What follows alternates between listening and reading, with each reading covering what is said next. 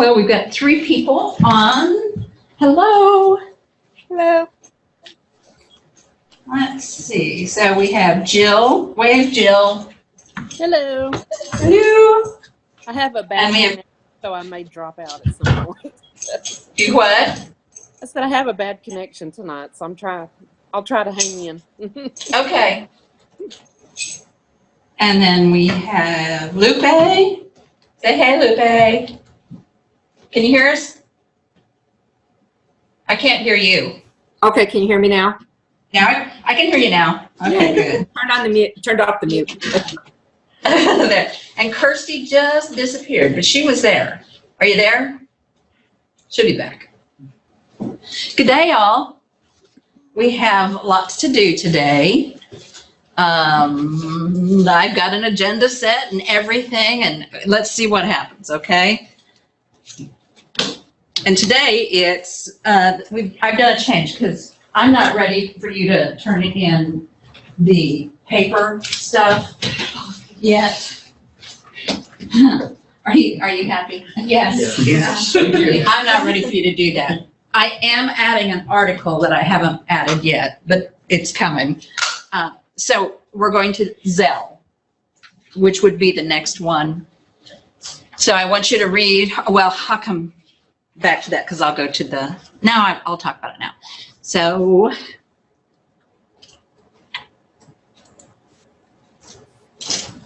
I'm excited to read Zell because last time it was on a syllabus, we ended up cutting it. yeah, this time it made it in.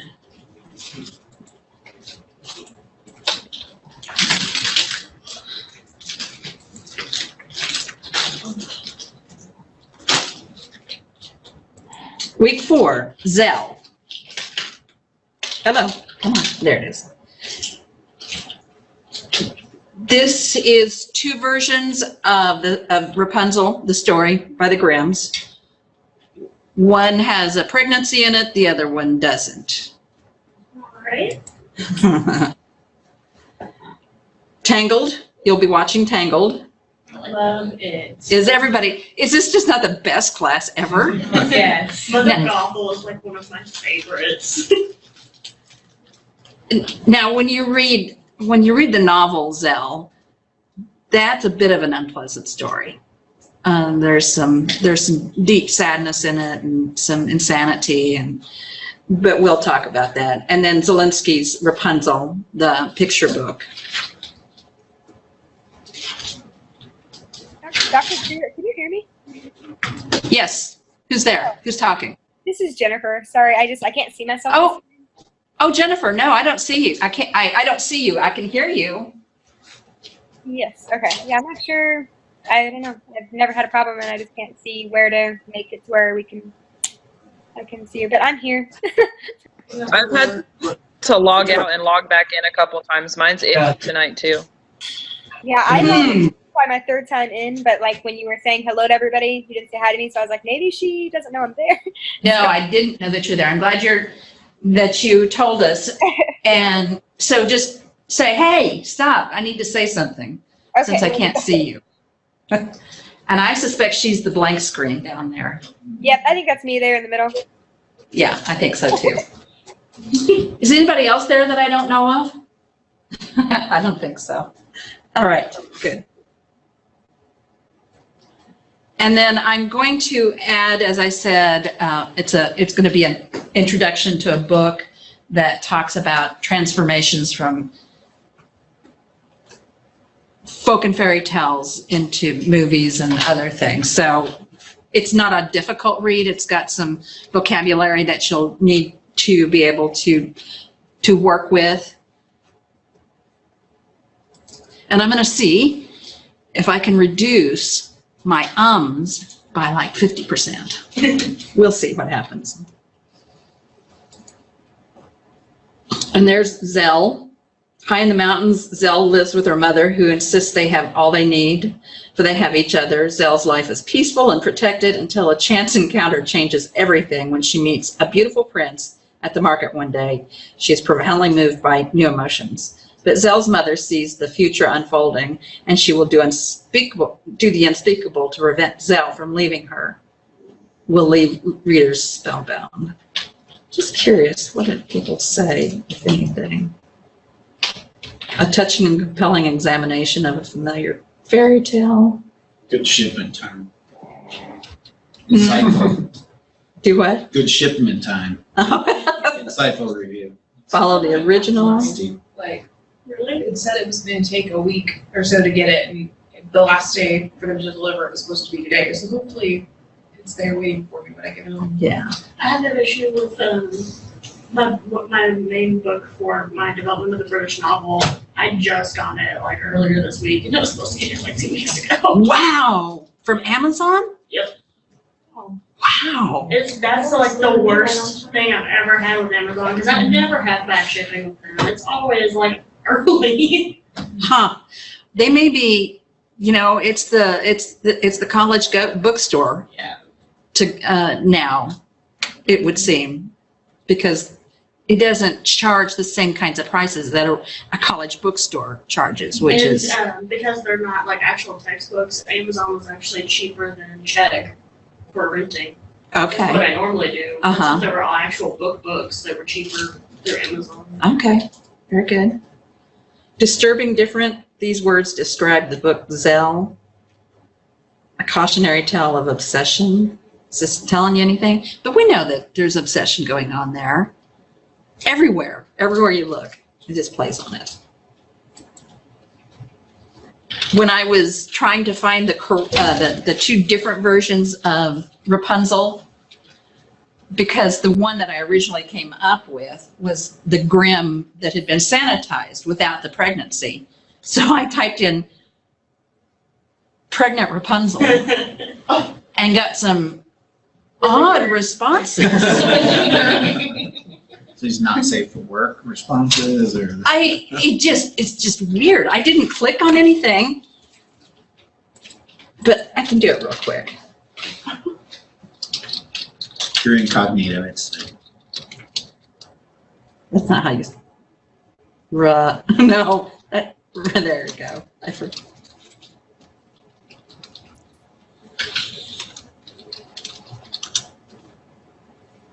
Oh. Play the girl game online. I don't know what this is about. This makes me uncomfortable. Don't click Rapunzel's- that. For real. Pregnant Rapunzel spa. Wow. Why are they making games out of this? So bizarre. Pregnant Rapunzel giving birth games. I have no idea. And I'm not clicking. I'm not clicking. I'm not going to, if somebody is interested in talking about that, I welcome your interest and discussion. Okay, so I might click on some of that stuff. Just on here. I just don't know what to think about Not for that. other people. It's something you do in the darkness of your bedroom. Like, okay, I knew it was gonna be weird, so I'm gonna do this one and see how weird this is. And then I'll have the discussion board response. I'll send that link out, and once I do that, it's generally going to be Mondays. No, Tuesday. I have you respond on Tuesday, right? No, you're not the ones. Online, folks. Sorry. You respond on Tuesdays, right? Yeah, Oh, but yes, Tuesday before noon. Tuesday before noon? Yes. Yes, okay. So that will be, it'll probably be, I'll keep with the same date because he's pretty good at getting them out really fast. You're going to be writing a conference proposal. Are you writing a conference paper? I can't remember. Okay, so you're writing a conference paper later on in the semester, and it will, maybe you'll be able to draw from one of the presentation, what is it called? It's called the potential paper topics. Yes. You might be able to draw from that in order to do your CHL paper. Do I need to come back to this? Well, here's what it is. CHLA is Children's Literature Association. It is the largest association for scholars of children's literature. It is the go-to association, and they have a yearly conference. They also have a yearly journal as well as a quarterly journal, which is called the Quarterly, Children's Literature Association Quarterly, CHLAQ. And we get together every June or so and present papers. We will have already put together our proposals, been accepted or rejected, and then go to the conference. This one is where? Indianapolis? I think so. Let me Yeah. check. Last one was San Antonio, which was really nice because we I was could, very close to going, but then I got a new job and I was working constantly. yeah. It's kind of fun. Yeah, it's in Indianapolis. It's kind of fun. You get to meet lots of people. You get to meet lots of people that you read. Who did you meet this last time, Rachel? Or any time?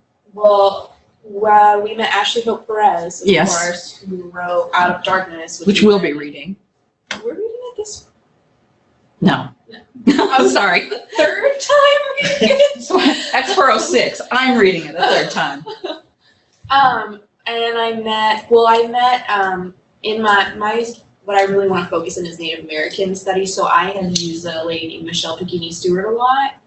And I met her there and she gave me her card and she was like, I've never mentored anyone before, so if you ever need any help, email me. And I contact her and she's giving me some sources for my CHLA conference paper that I'm going to submit. Yeah, and Michelle and I are friends. So, Oh, yeah. so yeah, that's great. She's awesome. I really like her a She's lot. very nice. The connections you form, it's so amazing. It's a great experience. It is. It is. To be able to meet the scholars that you read and such.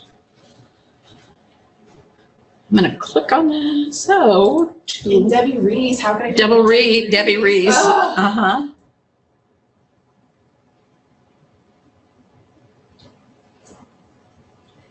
This year's, or well, it's next year's. We've already had this year's. Theme is, or topic is activism and empathy. So in 1960, Ruby Bridges broke the color line in a segregated Louisiana school system. In Indiana, in the 1980s, Ryan White challenged cultural stigmas against individuals living with AIDS. Let me go on. We are delighted to host the 2019 conference in Indianapolis, where you can explore exhibits on child activists mentioned above at the world-renowned Indianapolis Children's Museum.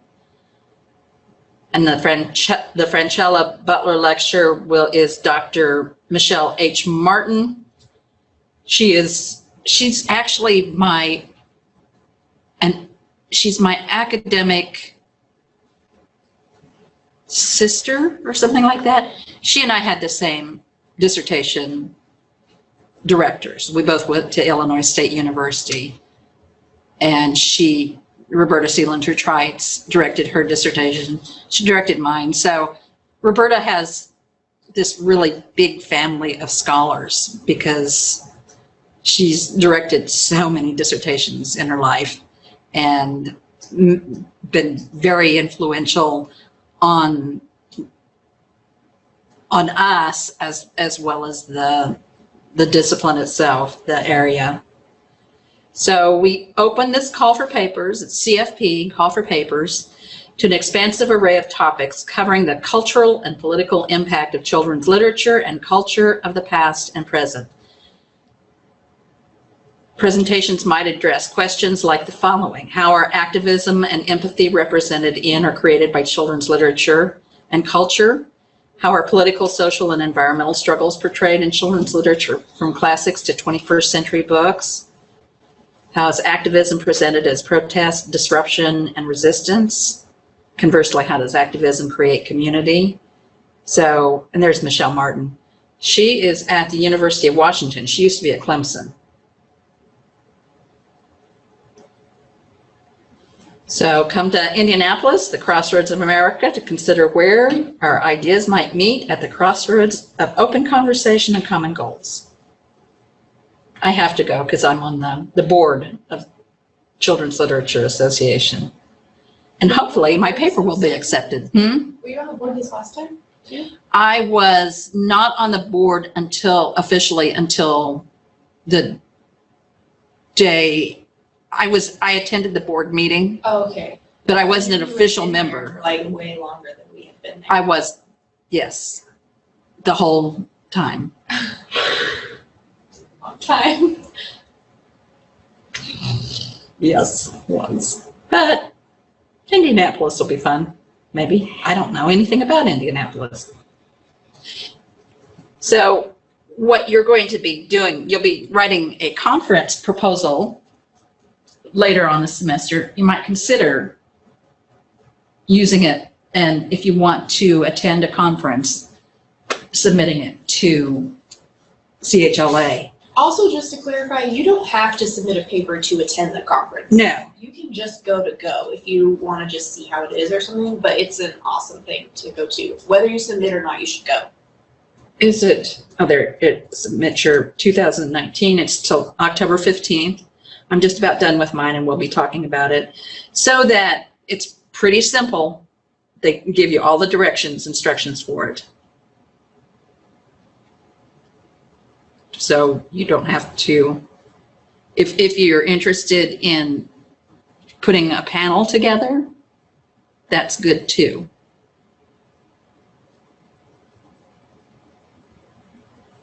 Yeah. And a panel consists of either 3 or 4 presenters.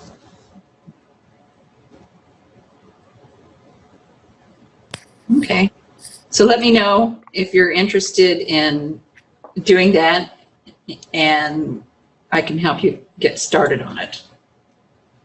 I'm going to be talking about the conference proposal. Let me go. Okay, conference proposal. We're going to discuss the proposed paper topics, Watson's online discussion board, and the secret garden. Okay, so the conference proposal I have, this is what I'm working on. It's not, I have it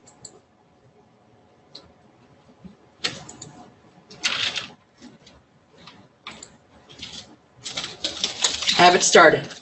I have to finish out with my bibliography. When I get that done, you'll have access to it.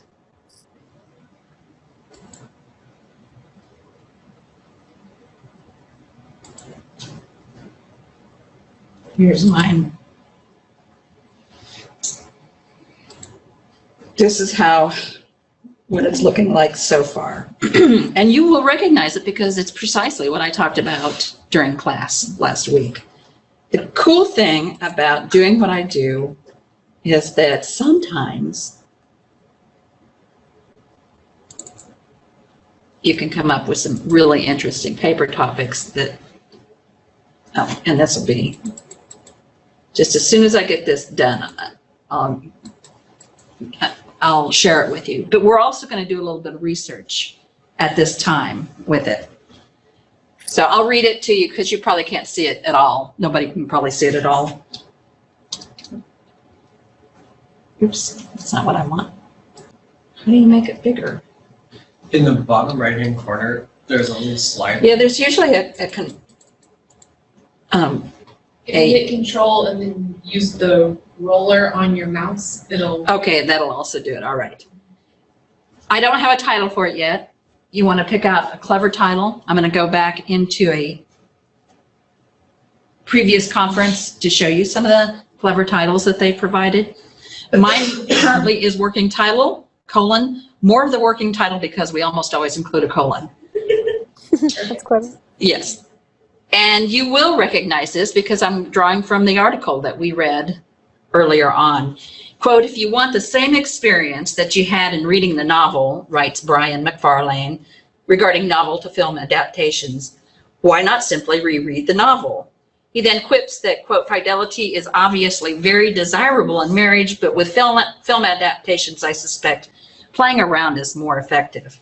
I could not agree more, which is why I am more interested in the ideological shifts that occur in adaptations and what they suggest in relationship to cultural attitudes and events. So this is kind of setting up the paper that I'm going to, the proposal that I'm going to be talking about in a minute.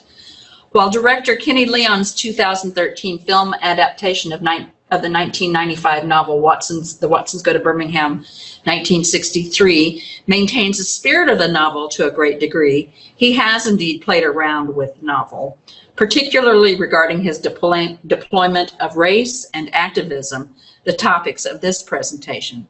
And that fits really nicely with the CHLA call for papers, since this is about activism. As I illustrate, Leon brings race and the tumultuous civil rights movement of the 1960s to the fore to dramatically transform a novel wherein activism is confined to the afterword, to the impetus of the film. As part of the transformation, I will discuss the role of what Robin Wigman refers to as the epistemology of the visual, best explained as knowing what we know by what we see. Because we live in a culture that tends to associate who a person is by the color of her skin, the texture of his hair, and so on, visual markers, what might not be as noticeable in the book becomes overt in the film. By incorporating the epistemology of the visual, as well as Laura Mulvey's conceptualization of the gaze or the look, I illustrate how the mere adaptation of this particular novel into film inevitably and radically alters the plot trajectory. Of particular interest is Byron's transformation from a 13-year-old juvenile delinquent to a young adult who adopts an angrier, more aggressive posture, which invites an analysis of both the historical and contemporary racial climate. Further, Byron becomes sexualized and subject to the gaze, perhaps an unintended consequences of the film. But I don't think it's unintended. Not when he's got that really white t-shirt and that his abdomen, that ripply abdomen going on, the bald head, looking older. Yeah, I don't think it is. So I'm still working on the bib. And right now I've got Wigman, McFarlane, and Mulvey. What other scholarship do you think might be handy for me to use to inform this particular presentation, which I'll be turning into an article?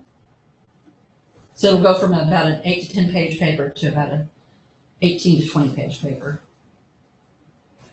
So what kinds of things would I look for? Would I engage in? What kind of research? What am I going to look at, considering the topic of this paper?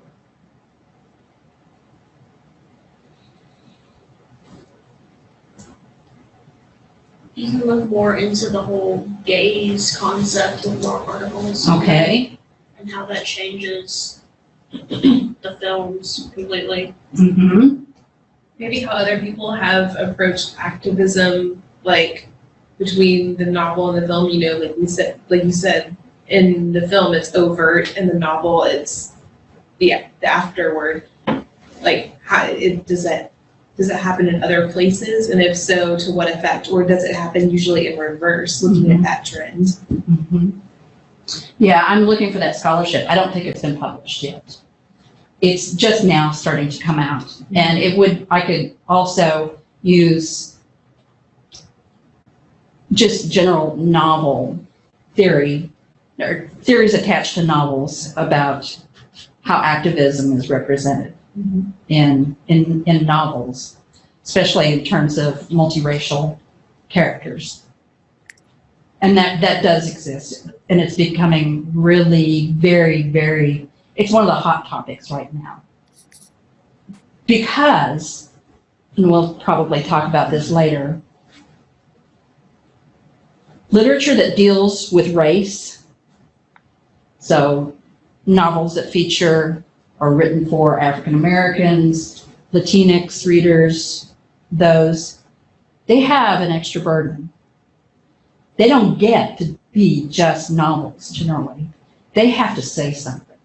They have to convey a message larger than what you might get with a white novel, where whiteness has, it's the assumed position of just about everything. So when we have Watsons, one of the interesting things about the novel itself is that it doesn't do that extra duty at the beginning. The duty that it does is to invite us to think of this family as just another family making a trip south. And so it's not until the last third of the novel, when they make it south, that it starts assuming that larger responsibility. And then in the afterward, it becomes quite a heavy duty, heavy burden. Well, what else are we reading? Well, some of you will not, we won't have that happening so much with this class.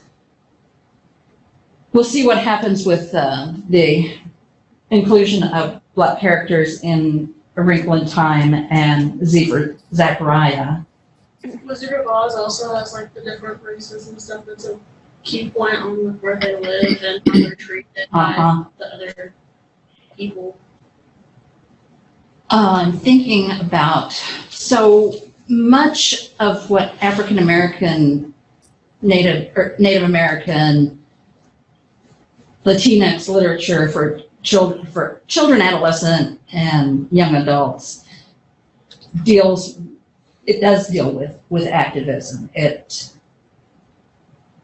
focuses on that a great deal more, and it will frequently be historical fiction. So we're not reading it, but I've read, and Rachel has read, and Umberto has read, and that would be it in this class. Out of Darkness, which takes place in London, is that the name of it? London, Texas? New London? New London, Texas. And it's the story, it actually had, you're not nodding your head. My mom grew up in East Texas, and one of her teachers would not eat Mrs. Baird's bread because they were carrying the children's bodies out in bread trucks. And she saw that, and she's like, nope. And she never ate it again. I can understand that. The school blew up because they were using cheap, bad gas to heat the building. And it killed, I don't know how many children. And they were quite literally taking the bodies out en masse. Some were recognizable, some not. Others died later. And this is a story of a Black character and a Latinx girl. They fall in love with each other. It's a retelling of a Romeo and Juliet story. When we talk about intertextuality and adaptation and all of that, that's all it is. Star-crossed lovers right there. And it's a story about writing resistance, that this should never happen again. This is how they were treated.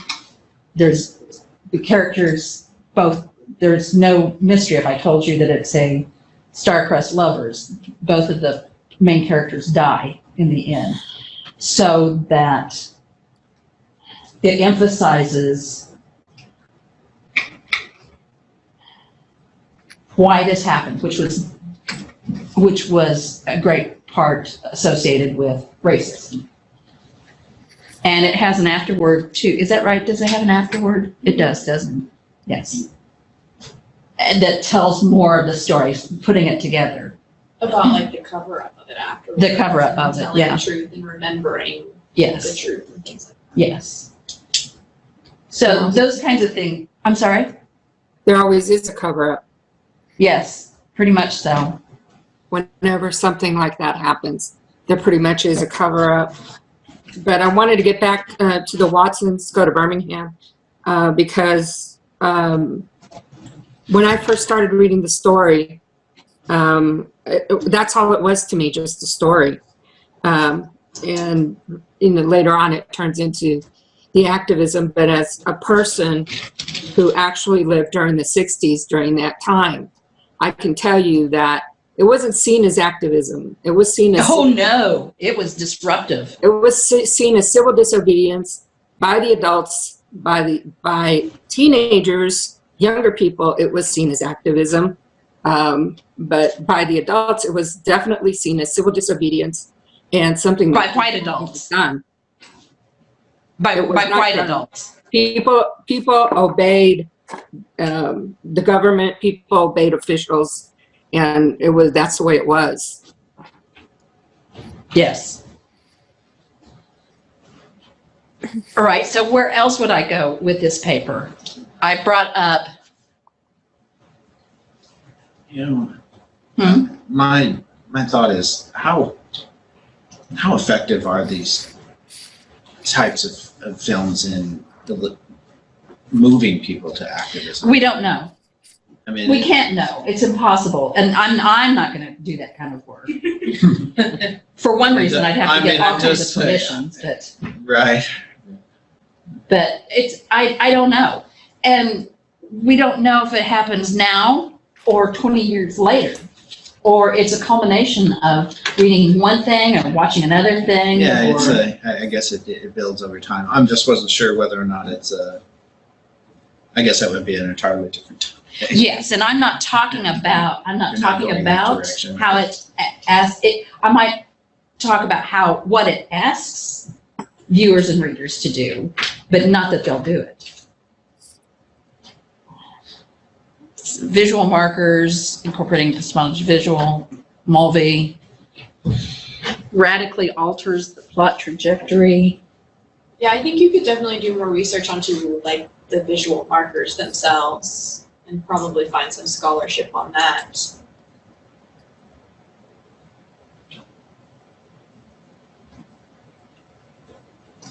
All right, here's really critical.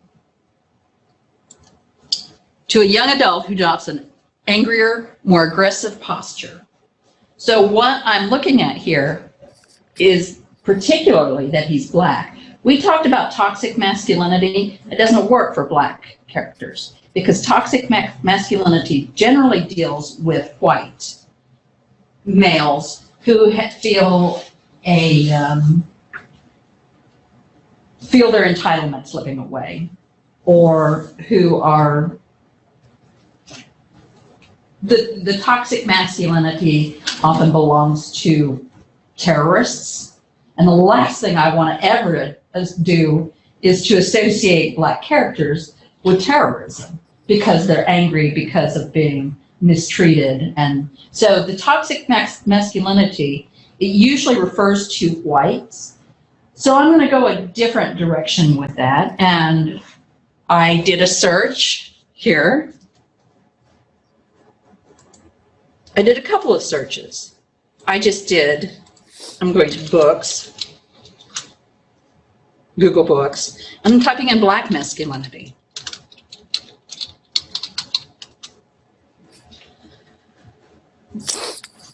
Black masculinity and the U.S. South from Uncle Tom to Gangsta, Bad Boys, Public Schools in the Making of Black Masculinity.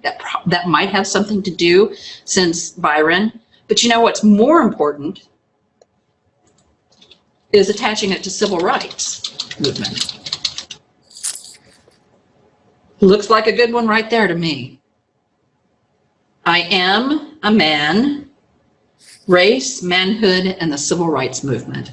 Do you think that might be just right on target? What I just did was in working with searches that I experimented quite a bit to get there. I don't like to admit it after I read what I did, but I also, my first search was, and we'll talk about this, angry Black men. Why do you think that would be problematic? Anybody? It's too broad. In terms of race and what angry Black men signifies. Well, I think it's typically something that like a white person would say about someone else who maybe is, like they use that about like angry Black women. You know, Yes. It's a term like they're justifiably angry, but it's like a negative connotation. In a way Negative connotation and a stereotype. And So I'll also show that you it's what, coming from the other person too. So it's Can- going to automatically have bias to it. I'm sorry, say that again? I was going to say if you do that, kind of just adding on to what she was saying was basically you're going to potentially have a lot of bias there. Oh, Because- definitely. yeah. Definitely. Because it's setting up this, it's got an embedded assumption in it about and that black men being angry. Now, I looked at, the first thing I did was looked at this. Do you know why the black man is so angry? I did not look at who he is. And then Author House, I have a feeling it's probably self-published, which is not a reliable source.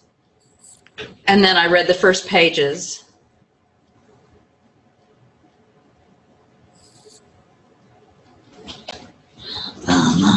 Warning, the contents of the book, this book contains the truth. Please read with caution. Definitely self-published. You know, you see something like that, you might look at it to understand what's getting circulated. And then the first sentence, or first couple of sentences, black anger is at its greatest potential towards black women and men. One of the oldest forms of physical violence is called a tort, meaning a crime against another person. Black men and women have been arguing amongst each other since the beginning of time. Arguing. What?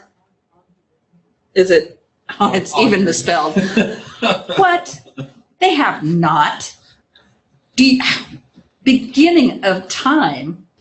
What? So, You said you didn't look at the author of this book? shall we? Statistics One out reports for that black 1 women. out of 4 black No, it's women not, there's no of, is 1 out for. Yes, it's sloppy. Statistics reports that 1 out 4, yeah.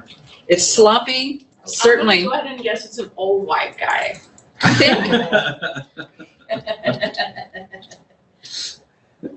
I don't know. Doctor. The doctor? I doubt it. Oh, he's written more. Well, those are all white. Like I said, old white guys. You don't know that that's. No. Maybe put it in quotation marks. But yeah, like author of. Is there an author page on Amazon? Paul Walker is Paul down Walker, there. yeah. That's amazing.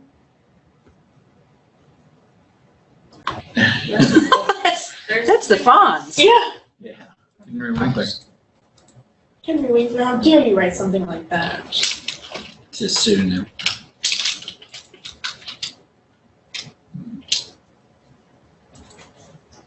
I don't know, but it's totally untrustworthy. Which leads me What to about if you believe, click on his name under the books thing? I did. Oh. Maybe he misspelled his name.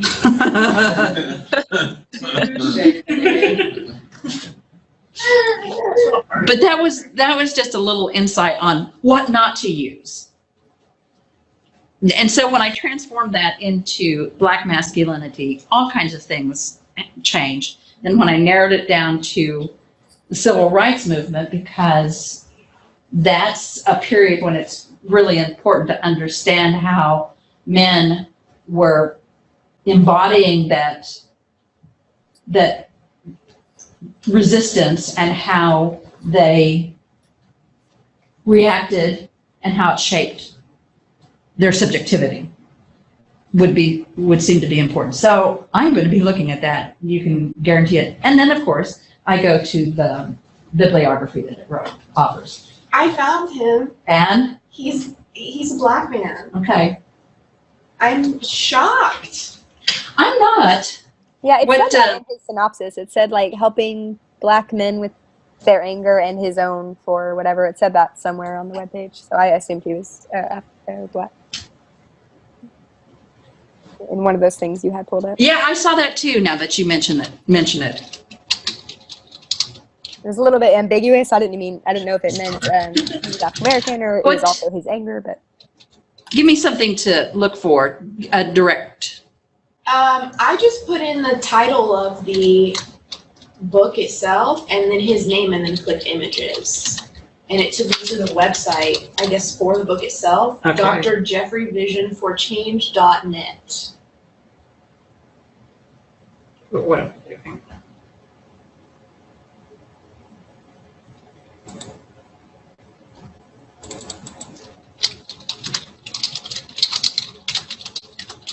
What's the time There's the limit? back, there's the Do you back know cover why of his the- book right there. Do Oh, you there it Second is. one down on the left.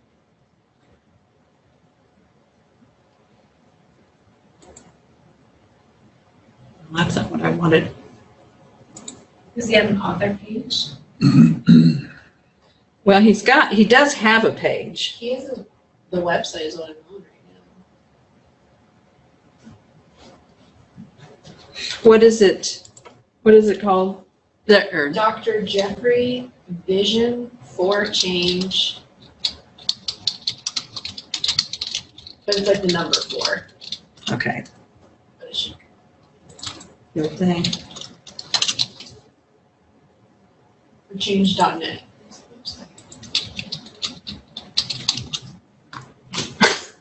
Okay, I'm not having very much luck here. All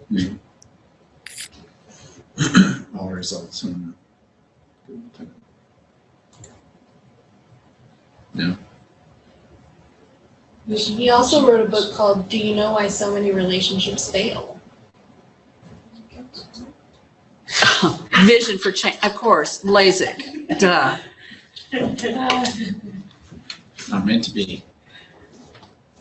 Not meant to be. So I'm gonna leave it for now, but you get the point.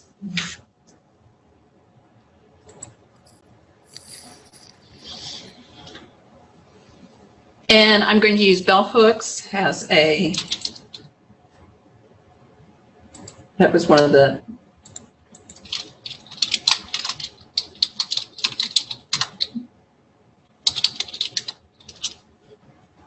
We Real Cool, Black Men and Masculinity, bell hooks. She's one who would be a really appropriate scholar to look at because that's the kind of work that she does. There's more gangsta.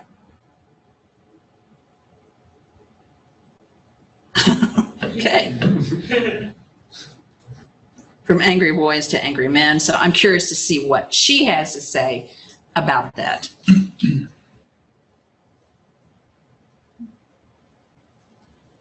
But I think there's probably going to be something in there. And I think I can make this a pretty engaging. What is that As you thing? expand Presentation. the article, I'm sure you could find plenty more examples Oh. of that as well. Yes, I'm sure. But I don't think I think this can probably take care of everything. For a whole article? Uh-huh.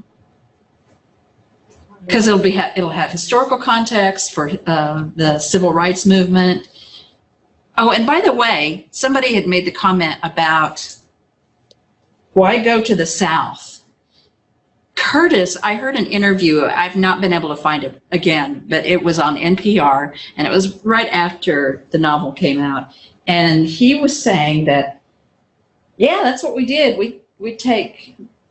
It was pretty common for Black folks to take their kids to grandma to get them straightened out because grandma would straighten them out. And so somebody asked why take them to Birmingham, a very dangerous place. And I wonder the same thing still, even though Grandma Sands can supposedly straighten them out. But that also, Kimmy noted when they got there, it was almost like magic how the transformation that Byron made into, yes, ma'am, Straightened up real quick. straightened up real quick. Didn't even have to be told. Just her very presence was enough to shape him up. I think also the movie ended up saying that the dad wanted Byron to see how it actually was in the real world because they were so sheltered. Yes. And going to the South is a real good way to do that. Yes. Yes. It's like two extremes.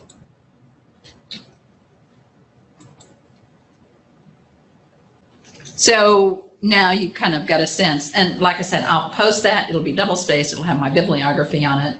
It won't be a works cited, but it'll be a bibliography that shows probably about 5 sources that show what will be informing that particular presentation. We'll need to do 2 proposals then. This is different than the conference proposal that you're going to be doing Okay. closer to the end of the semester, and the conference paper, the short paper. at the end of the semester. So I'm going to be writing this paper, I hope this semester, and you can see it come along, develop, or fall apart. So for the CHLA, you do the proposal by October 15th, and then you just write it all out between then and the actual conference? I usually wait until to find out if I've been accepted. Yeah. And there's only one that I haven't been accepted at, and that was because it was really limited. It was in Canada, and they didn't have, it was in Calgary. They didn't have enough space for their usual. It turned out to be kind of a disaster because they didn't have enough conference rooms in order to have the usual size conference that they had, and a lot of people were angry about that. It has been in France before. Like anybody would attend any session. When you've got the Eiffel Tower, I don't know. Now then, we'll talk, it's time now to talk about the proposed paper topic. Let's see. Have you gotten to look, oops. Is that what I wanted to do? Have you gotten to look it over to kind of get your way, figure out some stuff? You're looking to do some original work here. So if I were writing this, this paper that I'm writing, it needs to be original because I will talk about scholarship that has come before it, especially when I write the article. I'll talk about scholarship that deals with the Watsons. I'll deal with that scholarship that's already been reported on, and there's some pretty interesting material out there. And then I'll do my other scholarship. But what was I saying? Original plot. Original. Nobody's tackled this. I know it's good to go. You can take an idea that's been applied someplace else and apply it to another text. That makes it new. So if I were, we could talk about it with the secret garden. I know that some of you might want to be writing about the secret garden. I don't know that I would, because it's going to be hard for you in this short of a time to come up with a relatively unique, new idea, because so much scholarship has been written on it. One of the most popular things, it seems to be, is post-colonialism, and I'm going to be discussing that in a little bit, because I got a list of articles that have been published on post-colonialism and the secret garden and the way India is depicted. And sex has been written about, and gender's been written about. So it's going to be kind of hard. Now, you could write about some kind of different ideological shift that occurs in the secret garden, in the various secret gardens, whether it's book, films, Hallmark. The Hallmark Presents. Man, I can see that happening. That's something that might be interesting, what it does with young adult and children's literature, since Watson's now, yeah, and then the Hallmark version of The Secret Garden. I don't know what else Hallmark has produced, but a lot.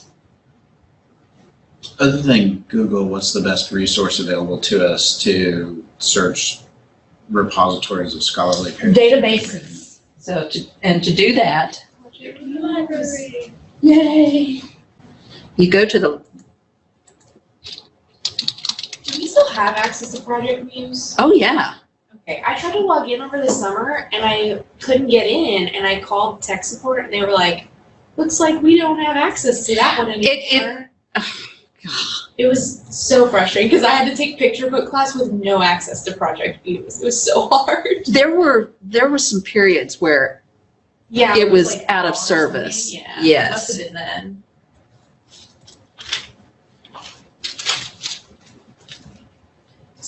So you go to the Find Databases, And what I'm going to do is start out with one database. And this is actually MLA index of, what is it called?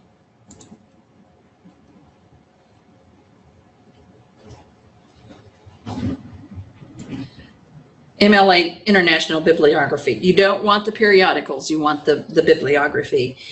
This is kind of a database now, but in the past it's just been considered an index. That is, journals send in the titles of their articles to be indexed by the MLA, this big repository of article titles that deal with humanities, literature and languages. Now that so much has become digitalized, it also maintains links to those articles if they're available. So you go to MLA International Bibliography. That's one of the biggest ones. It's going to cover a whole bunch of databases. But if I really, really, really want to do a thorough search, hello.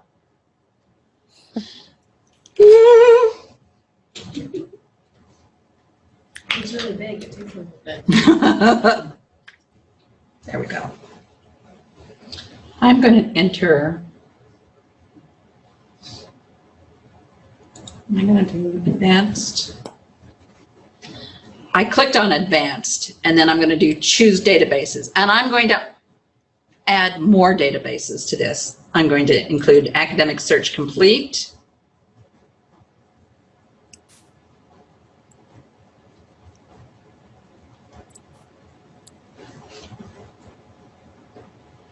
ebook collection, not Eric, Wilson, the Essay and General Literature Index, Humanities Full Text, Literary Reference Center,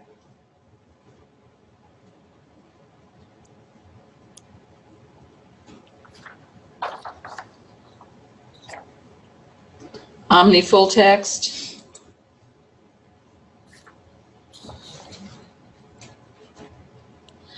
with this I'm going to get a lot of duplications, but that's okay. That's just part of the work that we have to do, is sort through that.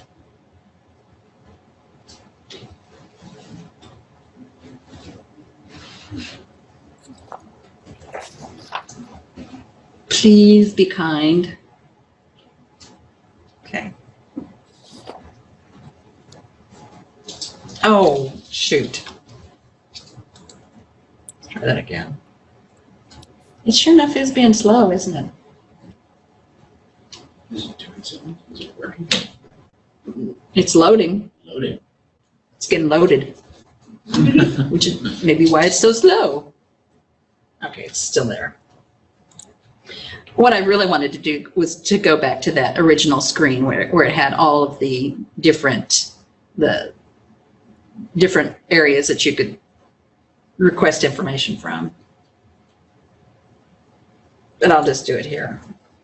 And since we're going to be talking about these, because I've already done my searches, but and I'm going to show you some of the articles, I'll put Secret Garden, and I'm going to put Burnett, this in there, because you will get so much if you just type in the Secret Garden, because gardens are really important in literature. Starting with biblical materials.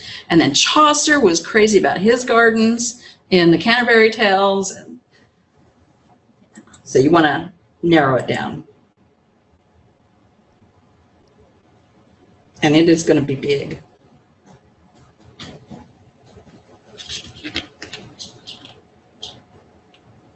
Gosh, people are, let's see, who else? 1, 2, 3, 4, okay.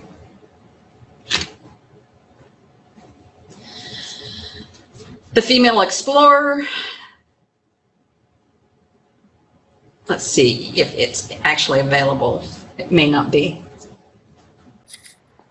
And you'll have access to this No, we don't have it. But you can, if you want, submit an interlibrary loan request and they'll email it to you. Here we go. Full text from Project Muse, Christian Science versus the Risk Cure, and Frances Hutchins Burnett's The Secret Garden, Racialized Boundaries, Engendering Abjections Sublime. Now then, I want to limit this to scholarly peer-reviewed materials, so be sure to click on that. Otherwise, you're going to get things from newspapers and from the New York Times, for instance, all kinds of different places. So that narrowed it down. Interesting. Forget the devil and keep your pink lamps lighted, the metaphysics of Frances Hodgson Burnett's The Secret Garden. This is out of, okay, that's a journal, New Perspectives, Looking Glass, New Perspectives, published in 2010. Children of the Empire, Anti-Imperialism, Repressed Desires, Frances Hodgson Burnett's That Last of Lowry's, Dickens Studies, okay? Not to be confused with Dickon, the character. Wuthering Heights for Children. This is an extremely interesting one. Lady Chatterley and the Secret Garden, Lawrence's homage to Mrs. Hodgson Burnett. This person suggests that Lady Chatterley's Lover, which caused quite a stir when it was published, is actually just a continuation of The Secret Garden, wherein Mary gets together with Dickon at the end, or well, as adults. Because I think in Lady Chatterley's Lover, it's either the gardener or the groom for the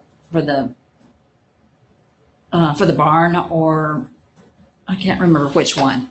But it's a pretty interesting take on it.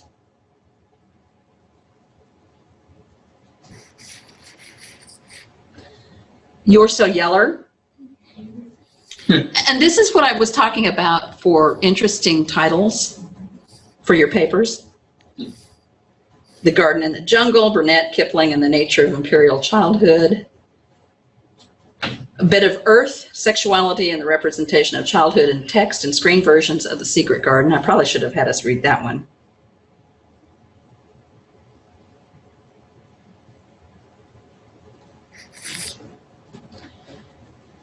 To your point, you spent quite a long time trying to find an original topic for a book. For Secret Garden. This well studied, right? Mm-hmm. It can still be done. Just be a little more. Yeah, I don't know that you're going to have time to do that but you might. So everybody always talks about Dickon and Colin and Mary, of course. Mr. Craven doesn't get as much attention. Mrs. Medlock gets some attention. Susan Sowerby. So perhaps there'd be a way to talk about, we're going to talk about this a little bit more, the happy poor, because Susan Sowerby is a saint. How many kids does she have? 12. And she is just so happy all the time, which would seem like an impossibility since they don't have any money. And we know that. Or food, which she keeps giving to these spoiled little brats. But we'll talk about that.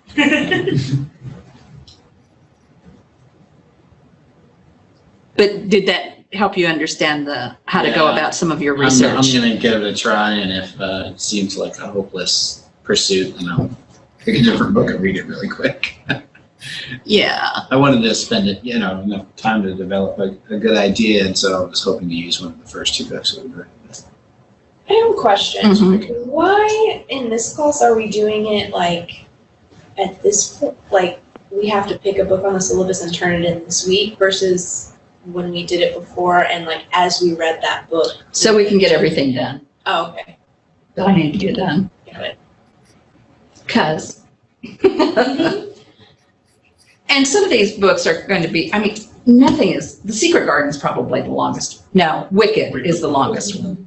So I'd say skip Wicked. I mean, no, don't skip reading it, but don't write on it. That's going to take too much time. And don't write on something that has a ton of scholarship, because then you're going to have to be, and I can tell you right now, if you want to talk about race and Z for Zachariah or Time, Wrinkle in Time, and how race changes one of those, if it does, those books are short and you can get through those in a couple of hours easily. Oh yeah, Wrinkle in Time was an extremely quick read. Yes. So it's not like we're reading War and Peace, except for if you're doing Wicked. Then it is really I long. love I love Wicked too. Dr. Stewart, Yeah. I have started mine, and I've done a little bit of research on racial humor in Watson's Go to Birmingham. Am I on the right track with that? Yes, there is an article that already exists about humor in Watson's Go to Birmingham. Have you seen that yet? Yes, ma'am. I read that one today. Okay, so what is your idea? Just kind of how they use, Curtis uses like comedic relief to bring up such tough racial issues, I guess, with his boys specifically. Is that what the author of that article says? A little bit, yes. So that might not be your best topic unless you've got an idea to further develop it. Okay. No, I'm thinking maybe we not do presentations and that I do move it to later on in the semester. Might give us a bit more to choose from, so we're not rushing through them and not catching as much. As somebody who's taking another class besides this one. I'm teaching another class. Actually, I'm teaching 3 other classes, so that doesn't pull any weight with me. And it's a graduate class. So yeah, that doesn't pull so much weight for me. That's the life of graduate studies if you take more than 3 hours. I hate to just don't take 9. I did that my first semester. It was crazy. Oh my gosh. I just can't imagine, like, I'm only taking 1 because I have 4 kids and a full-time job and a husband that works shift work. I can't imagine. I would drown, y'all. Drown.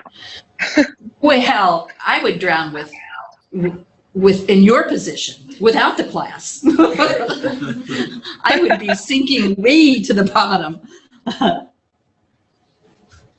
Okay, but we're going to talk about more ideas.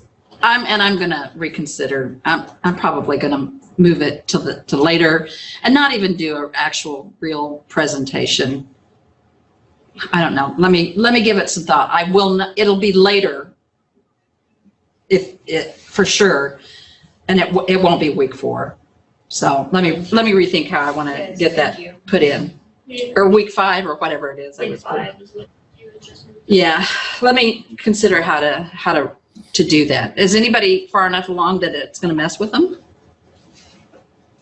Okay. Not at all.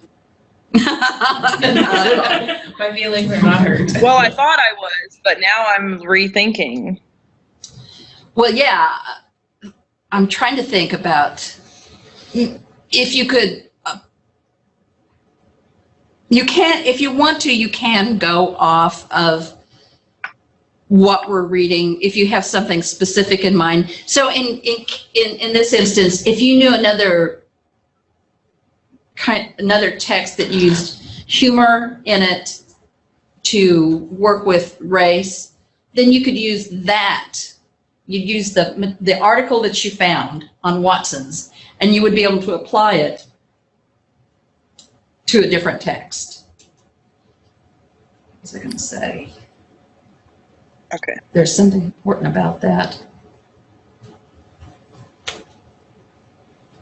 Mhm.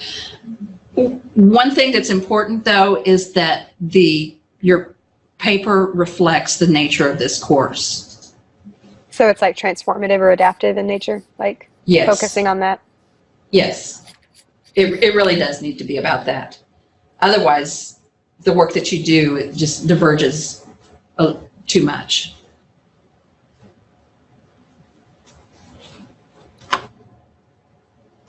Would you be opposed to me sending you a piece of what I've already written? No. It'll be a bit before I get to it, but no, I wouldn't be opposed to that at all. All y'all can do that to me. Okay. Just email it. Thank you. You're welcome. I'll get that changed around. That's it. It's going to be too hard for everybody to get done what needs to be done. So I'm going to come back to that. All right. Let's go to the Watson's discussion board. All right, Lupe, since you're here, why don't you talk about what you wrote about?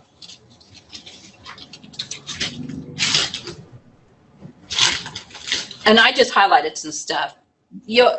This is not in the discussion, or it's not in the PowerPoint like I usually do it. Rather, I copied and pasted and identified some things that I hope that we could talk about, or if the person was here that you could talk about it. So Lupe. Yes, you highlighted the part that I like the most. Oh, okay. Where they put the hair and the matches. And then I thought it would have been funny if the principal would have shown up at that time and the Swiss creams would have fallen out of his pocket, and they could have just put everything, you know, maybe some mouse traps with the birds in there, and had everything that would have been funny. Together, and you know, show that he was such a troublemaker at that point. I thought that was funny. You know, I questioned this too about Collier's Landing. Oh yes, yeah, yeah. Where was Joey at that time? In the book, though, it's very hard to understand why Kenny is doing this. And then when we go to the film, just before that scene, you see his dad telling Byron to take care of Kenny and Joey while he's gone. And so then that kind of explains why all of a sudden Kenny is now the troublemaker and Byron is following the rules. That didn't make sense to me in the book. Any thoughts from anybody on that? I can definitely see why with Byron, like, he's supposed to take care of the younger siblings while Kenny has watched Byron sit there and, you know, misbehave constantly. And of course, whenever you're a child and someone tells you not to go somewhere, you immediately want to go do it because you're a child and you want to go do it. So it kind of makes sense why Kenny was like, no, let's go do it. But Byron's like, you know, as much as he is a delinquent, he also does care about his siblings. And because Very much. everyone warned him not to, he's like, you know what, it's probably not a good idea, especially because I'm supposed to be looking after you. It's also a little bit of self-preservation on his end because if, you know, parents find out, he's going to be in even more trouble. Maybe he just got tired of being the good kid. Wasn't Byron teasing him in the book, though, about how he was like afraid and kind of egging him on in a sense? I don't remember. I feel like he was trying to get Byron's approval, like being a bit of a delinquent himself, just a little bit. Oh yeah, because then he was like, well, you don't want to go on any adventures anymore or something like that. Like I can't remember if he said it out loud or in his head, but like why aren't you wanting to do it as soon as I finally want to actually go do something bad? Why don't you want to Why aren't you joining in? Yeah. But we already know that just being within 5 miles of Grandma's hands changes everything. Well, and you know, if it's almost the understanding that one of us has to be the good kid here and one of us has to be the bad kid. So it's almost like a role reversal. Like only one of us can be bad at once because we still have to take care of Joey. So resonating like the angel and the devil on Joey's shoulders like the entire time. There has to be one of each. Mm-hmm. Or maybe Kenny just wanted to keep I saw it Byron in completely trouble. different. How'd you see it, Kirsty? I saw it like, I guess because I was the baby, and my sister was always the one getting in trouble when we were little. So I saw it like, well, if he's supposed to be taking care of Kenny and Joey, and Kenny goes off and does something that they were told not to, then Kenny's like, oh, well, Byron's going to get in trouble because he's supposed to be like taking care of me. Kind of in his way of, you know, when Byron's stuck, Kenny like takes the opportunity to tease him or poke fun at him. Right. It's almost like he can He kind of knows he won't because the accountability is on his older brother. Right, yeah, that's how I kind of, I kind of took it like just a natural order of things, kind of like someone in the class kind of said this, like basically someone is going to fulfill that role. And Is that Jill or Jennifer? it's Jennifer. Okay. Sorry, I forgot. Jill, are you still there?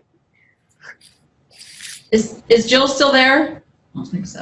Connection, but it could be too. Here, I was just kind of scanning back through the scene here to see if I could find some clues as far as what's motivating him to do this. And I think there's a little bit of, you know, when you're a kid, you know, and there's the haunted house on the street. Right? Oh yeah. Everybody wants to go see the haunted house. Like, come on, guys, let's go check this out. Let's go check this out, right? And there's this element where this curiosity is. Byron says, no, let's not go. You know, he's like, who could understand Byron? Here's a chance for another fantastic adventure. He's going the wrong direction. Something was wrong with him. And then later on, he says, I couldn't believe it. I really wanted to go see where some kid drowned. And now By was choosing this time to go do what a grown-up told him to do. So there's this macabre And that- fascination. That is a with real fascination, especially for kids. And then he kind of goes and meets death at the whirlpool, or what we believe the whirlpool was meant to represent in the book, right? Mm-hmm. And he was kind of drawn by that to begin with. So maybe that's part of it, if that can be considered just motivation. Rachel? Byron was the one who made up the story about the whirlpool. Mm-hmm. So he knows that there's not really anything. I mean, he knows a kid drowned there. He knows a kid drowned there. But he knows there's not really a whirlpool in the lake, whereas Kenny now has that in his mind, and that's probably feeding into that as well. Like, not only did a kid drown there, there's like this haunting thing that's there, like just the curiosity, I guess, gets to him. But Byron, because he knows it's not real, that curiosity isn't quite in him Uh-huh. quite as much, if that makes sense, is what I'm, Maybe. I guess what I'm trying to say. Yeah, and I kind of read it as kind of out of character for Kenny, because while they were still at home, he seemed like very reserved and he wanted to follow the rules and he didn't really want to get in trouble. And then now suddenly he's kind of disobeying his parents.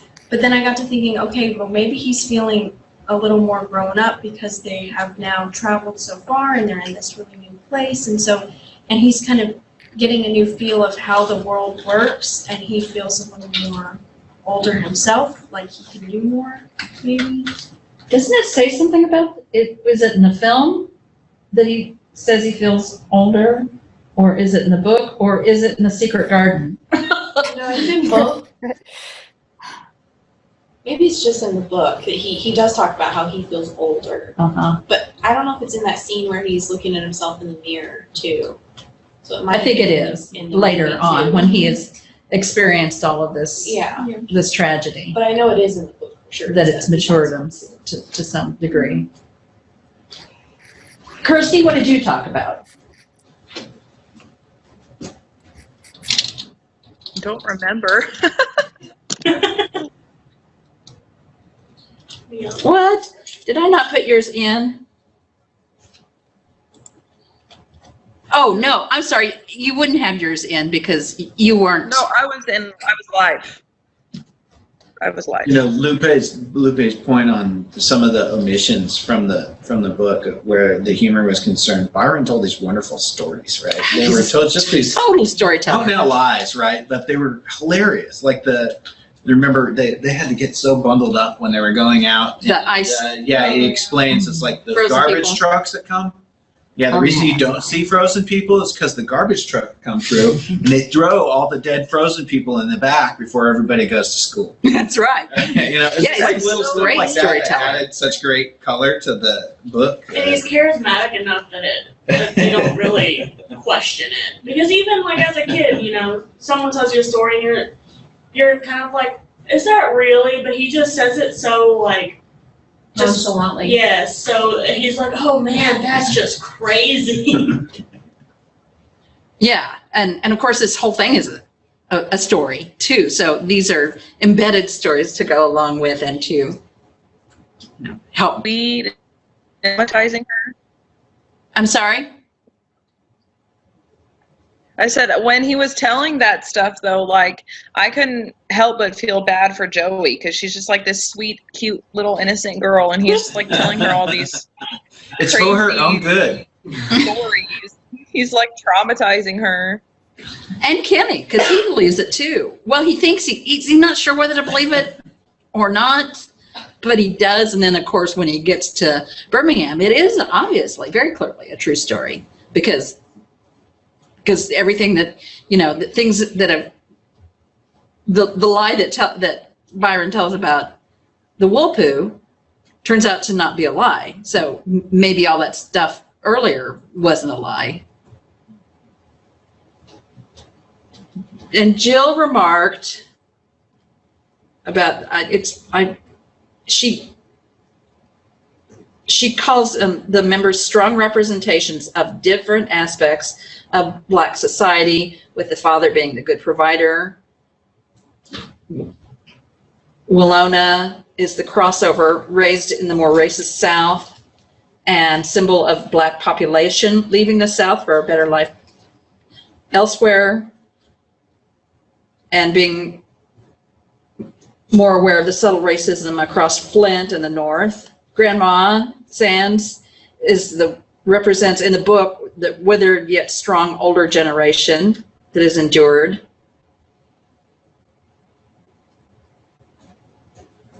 She was the part of the society that was going to stand their ground and not let, this is really smart, and not let Southern racism push her out.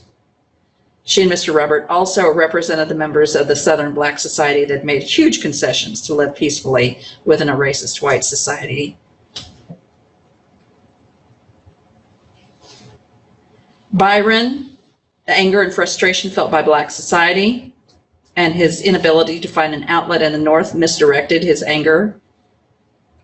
But with it gets redirected with the possibility, the potential of marching and engaging in activism. Kenny embodied the actual emotional and intellectual aspect of Black society. The visual we needed to see inside the church after the bombing and feel the fear of death. And then Joetta, innocence and truth. I think that's, and Jill, when you listen to this would be a great topic to follow up on if you want to. This would be a great paper topic. I don't know how you develop it, but you don't have to develop it. You just have to have an idea about it. So you've already got right here the makings of a paper topic. I'm not going to get today to talk about everybody's,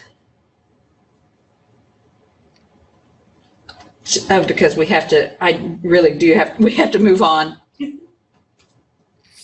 But then, of course, Secret Garden goes into next week too, like the Watsons goes into this week.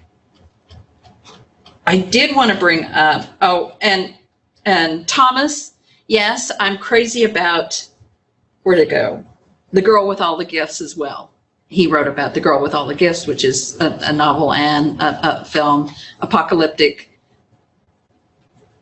dystopian novel and film. Very interesting, a different take on vampires. No, zombies. Different take on zombies.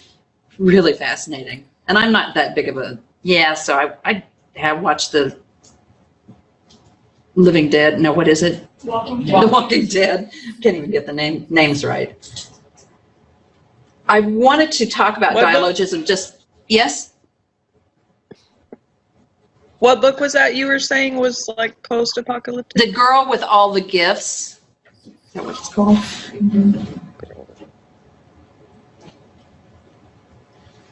Let me write that down.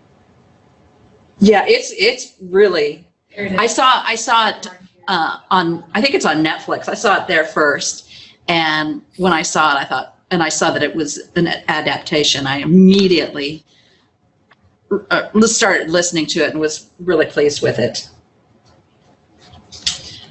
I wanted to. We didn't talk too much about it, but I wanted to speak to this dialogism again. It was. What's his first name? Bakhtin. I can't think of it. He was Russian. And so he's in a very deeply repressive Soviet culture that he can't, that there are very few outlets for creative writing, and certainly nothing to critique the Soviet way of life and government. So Bakhtin is the person who came up with this idea about dialogism. So it's in response in some ways to the inability to have it's a response, a resistance to what's called monologism, where you have one voice coming down, authoritarian, telling everything, no divergence. So he was very interested to see how different novels actually resist that notion. And so he came up with this term, dialogism.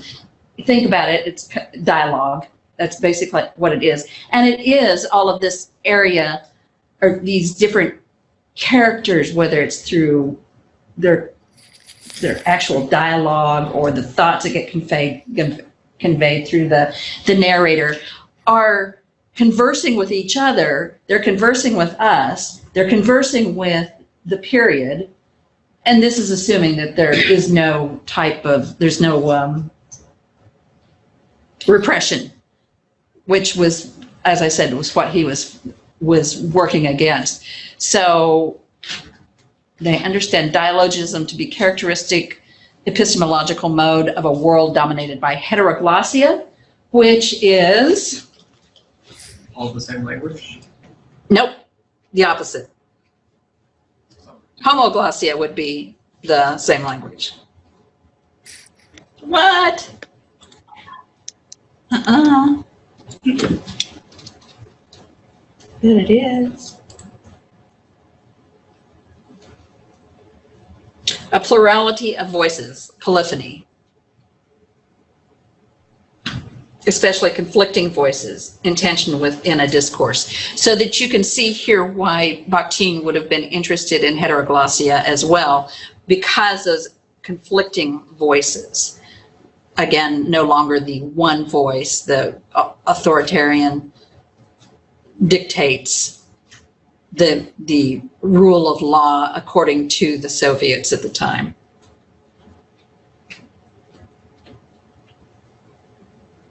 So it's really not that very different from dialogism. But so frequently, he was commenting on novels that included language from that included other languages or dialects or something like that. So getting away again from that mainstream idea of what it means to communicate and what language is. And again, working with that tension. He's working during a time where people are thrown into prisons, into the gulags, or just under any circumstances, just for crossing their eyes. So, extremely repressive period of time. But I did want to bring that up.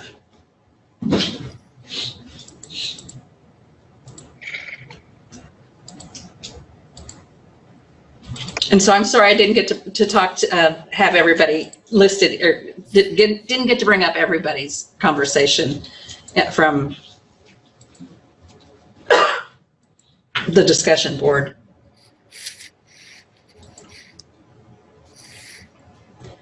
So well, before we go on, let's just hear what you have to say about the film and about the book, the novel. I immediately wanted the country.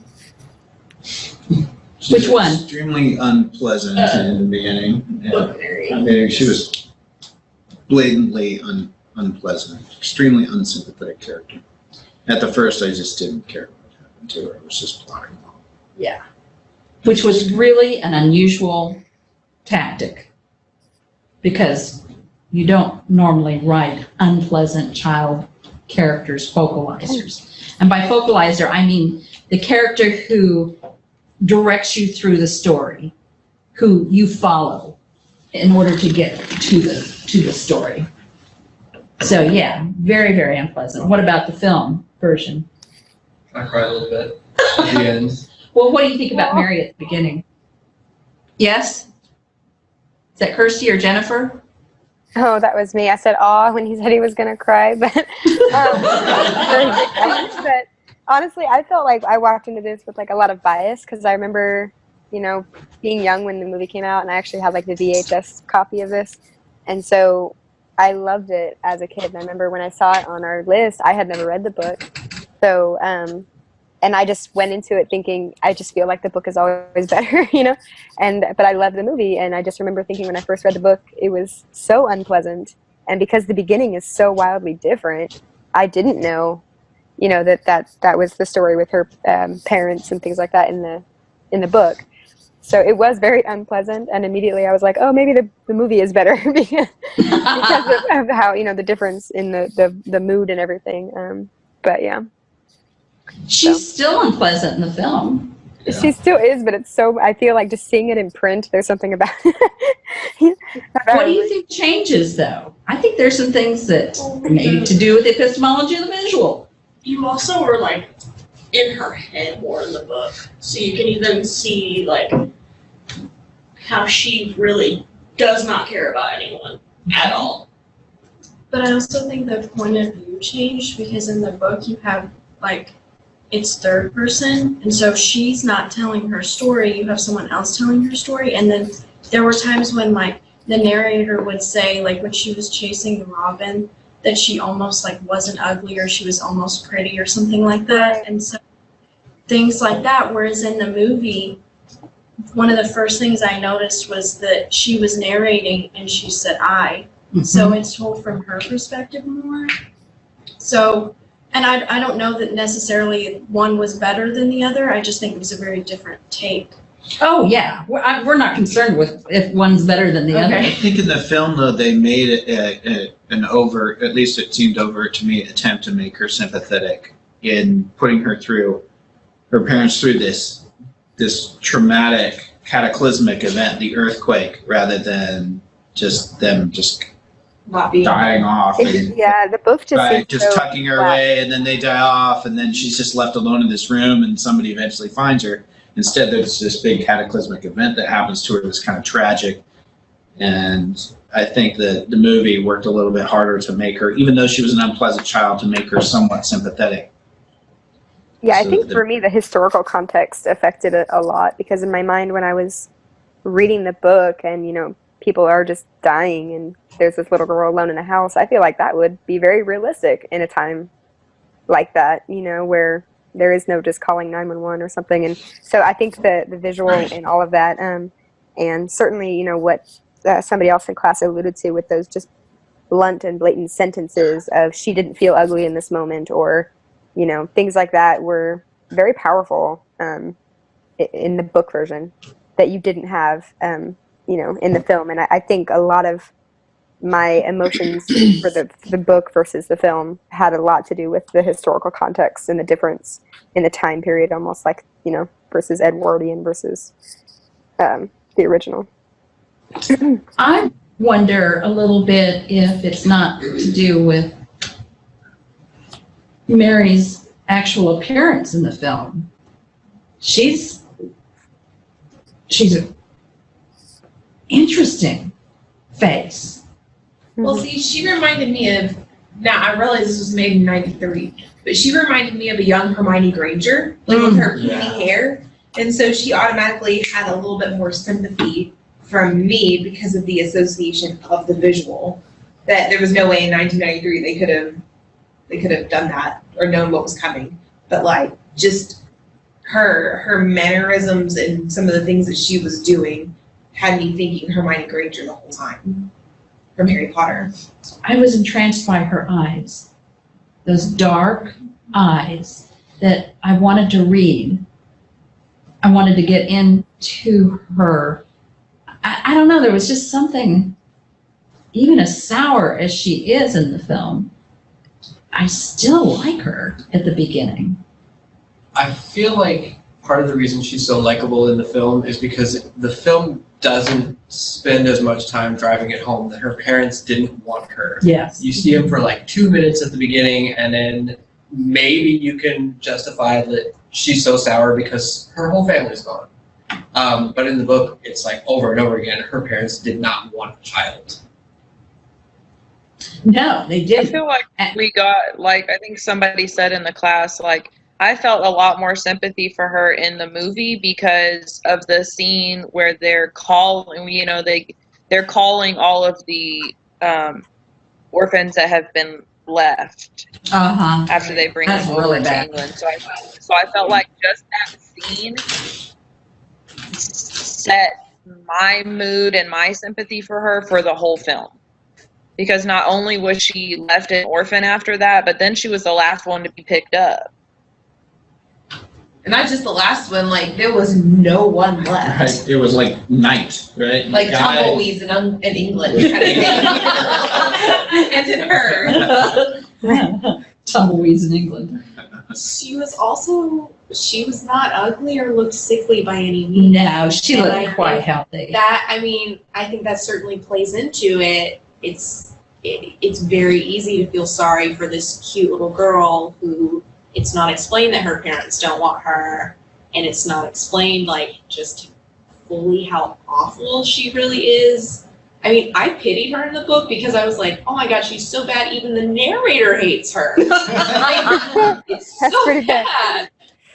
But she's this like cute little girl with messy hair and these beautiful eyes, and I just feel like you're drawn to her because I am. she's gorgeous. Yeah, and the way that they dressed her by like putting on like the cute little hat, and she always had bows in her hair too. So like, Which is a contradiction of who Right. she is. Yeah. This is not a little girl with bows in her hair. right, Horns coming out instead. Yeah. right. So that's what it's hard to dislike when you see her. So Yeah. And in the 1975 version, there's been, I think it goes with the earthquake as well, and the Hallmark version. And she's getting tipsy because she's gone around to where the party has been, and she's drinking all the wine. So she gets sick, but she's getting sick on alcohol, not cholera. So it might have been cholera in that instance. She does that in the book too. Yeah, the book that Does has. she? Yeah. Oh, okay, never mind. She drinks the wine in the book. Yeah, she does that in the book. Yeah. You all know, the- I was thinking, I know I didn't see that 1975 film. I'm really sure that I didn't, because it's as unmemorable as it is. That would be memorable. Okay, so honestly, I just read it.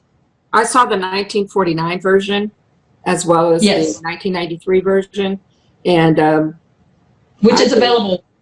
Is it fully available online? well, I had to pay for it through Google, but it was Okay. only $2.99, but it was worth it. Okay. Just to see the difference in how they portrayed them, Mary and Colin, and of course they had Margaret O'Brien for 1949, who played Yes. Beth in Little Women, And Yes. he's always cute, but I don't know. I remember reading the story when I was young and how I always loved The Secret Garden. And this time that I read it, I didn't really like it. I didn't find the girls endearing at all. I didn't really like them. And so I don't know. I like the story, but I didn't think that the girls in the films were very endearing at all. And in terms of, usually when you have a character that's bad at the beginning and then they change and they transform, you really, really like them at the end. And I didn't like either one of them. So I don't know. Maybe it's just me. No, I don't think it is just you. There's a distance. Yes, very much so. And they were, I don't know. I liked, and actually, I liked Colin better than I liked Mary. I can't stand Colin. And but the second one in the 1949, he's really cute. He's really, really cute. He is much cuter. Yeah. So he's played by Dean Stockwell. Isn't that crazy? And that's the Hallmark. Is that, no, it's not the Hallmark. This That's was the the 1949. Okay. 49 version? Yes. Played by Dean Stockwell. Dean Stockwell. I can't see The this. Dunwich Horror. Remember, did you ever see the Dunwich Horror in the 60s, late 60s?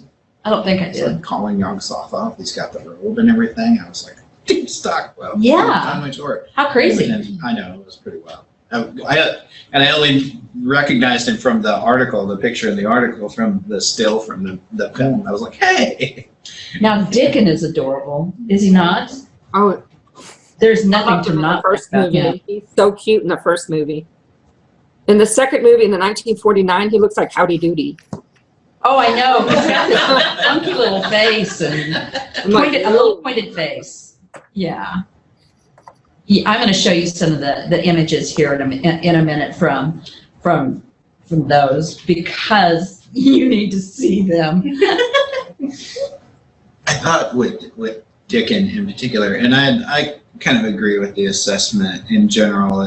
When Mary started to kind of warm up, and she started to kind of come alive a little bit, you realize, the book really did drive it home. It really drove it into your head hard. Okay, she was left alone. She was left alone. Nobody wanted her. She was empty, right? She was rotten and she was empty and she was left alone and nobody cared for her. And by the way, did you catch the part where nobody cared and nobody but in the book, I kind of got what she was doing with the story, what the author was doing with the story, or at least I thought that I did. I read a lot into it, but when Dickon came in, I felt like, okay, nothing but a pan. Here's a lot. Exactly. And He's that was Pan. totally what I saw, right? They've even got him playing the flute. He's got all the animals with him. He's like a Pan, or like the Celtic kind of green man, that kind of the equivalent, right? Where everything he touches, he brings it, he's alive. He's kind of the symbol of spring, a new life dawning, or even there's kind of this fertility analogy going on there as the garden grows and she kind of comes into her womanhood and blossoms and Colin is drawn to her and he blooms as a result. There's all this stuff going on with Boy, it. you can see that tension in the film. Yeah, the recent film with Colin and Dickon. Dickon doesn't notice it, but Whenever they're taking the pictures. when there's on the swing and that there's no missing that. And Colin There's a little pipes bit of up. that in the book where Oh, there's lots of it in the book. when Colin, with the first time he threw the fit because Mary took off and went to go, dig holes in the garden with Dickon, and so I can't even say it without kind of grinning a little bit. Right? Well, you have to. I mean, it's all there, right? I mean, it's even the language. You can't help but ask yourself, did she really just, do I have a filthy mind, or am I just kind of I saying read part of it out loud to my husband, and he was like, quoted, What? I wrote down quotes from this book where I'm just like, this seems very blatantly sexual, right? I mean, it was Totally. all right there. Well, It was, Dickon wants to marry her in the movie, but not the book. He didn't mention the book. Dickon? Colin Colin. Colin said he wanted to marry her, right? Yeah. Yeah. But and that And she was says, that that's was weird, what we're cousins. Yeah, and he's like, I don't care. That happened all the time. That's England, right? I get what I want. That's what he said. Exactly. Not like you. I don't know, but my 10-year-old granddaughter is not sexual at all. So I kind of found that kind of hard to believe. Different time. Yeah, I suppose. And different time and you know, the author, who knows what an author does? But, you know, I've got them all marked. We used to do that. I made notes. I didn't write my book. I've always had a hard time writing in books, so I made detailed. I got paper clips.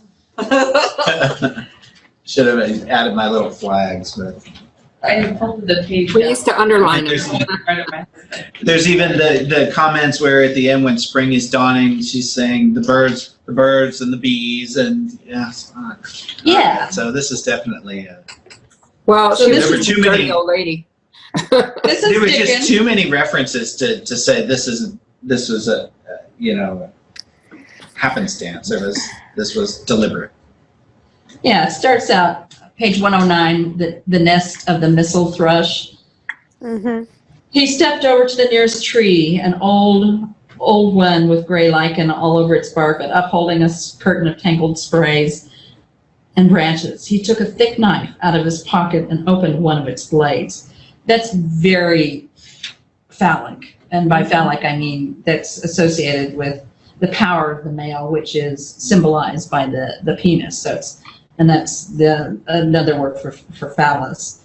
So it's extremely phallic. Knives are, swords are, yonic are represented for women, and those are round things, like a round secret garden, enclosed. So he's got that, and then so here, there's a lot of dead wood ought to be caught out, he said, and there's a lot of old wood, but it made new last year. And Mary touched it herself in an eager, reverent way. She's talking about the wick stuff. And then it goes on, and they're talking about how alive everything, and I'm glad it's wick. She quite panted with eagerness, and Dickon was as eager as she was. Sure, they went from tree to tree and from bush to bush. Dickon carried his knife in his hand and showed her things which she thought wonderful. That's the part that I read to my husband prior. I was like, did you look at this? Yes. Well, and we have to realize, though, that we're sexual human beings. That's the only way that we maintain the species, is to procreate.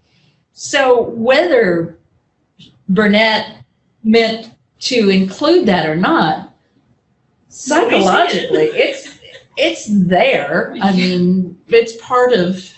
I think it's more the cycle of life. I mean, you're talking about spring, winter, how even on the moor, everything dies during the wintertime, but everything comes alive during the spring. And it's just like our own cycle of life. We start out young, beautiful, springtime, and at the end, it's winter.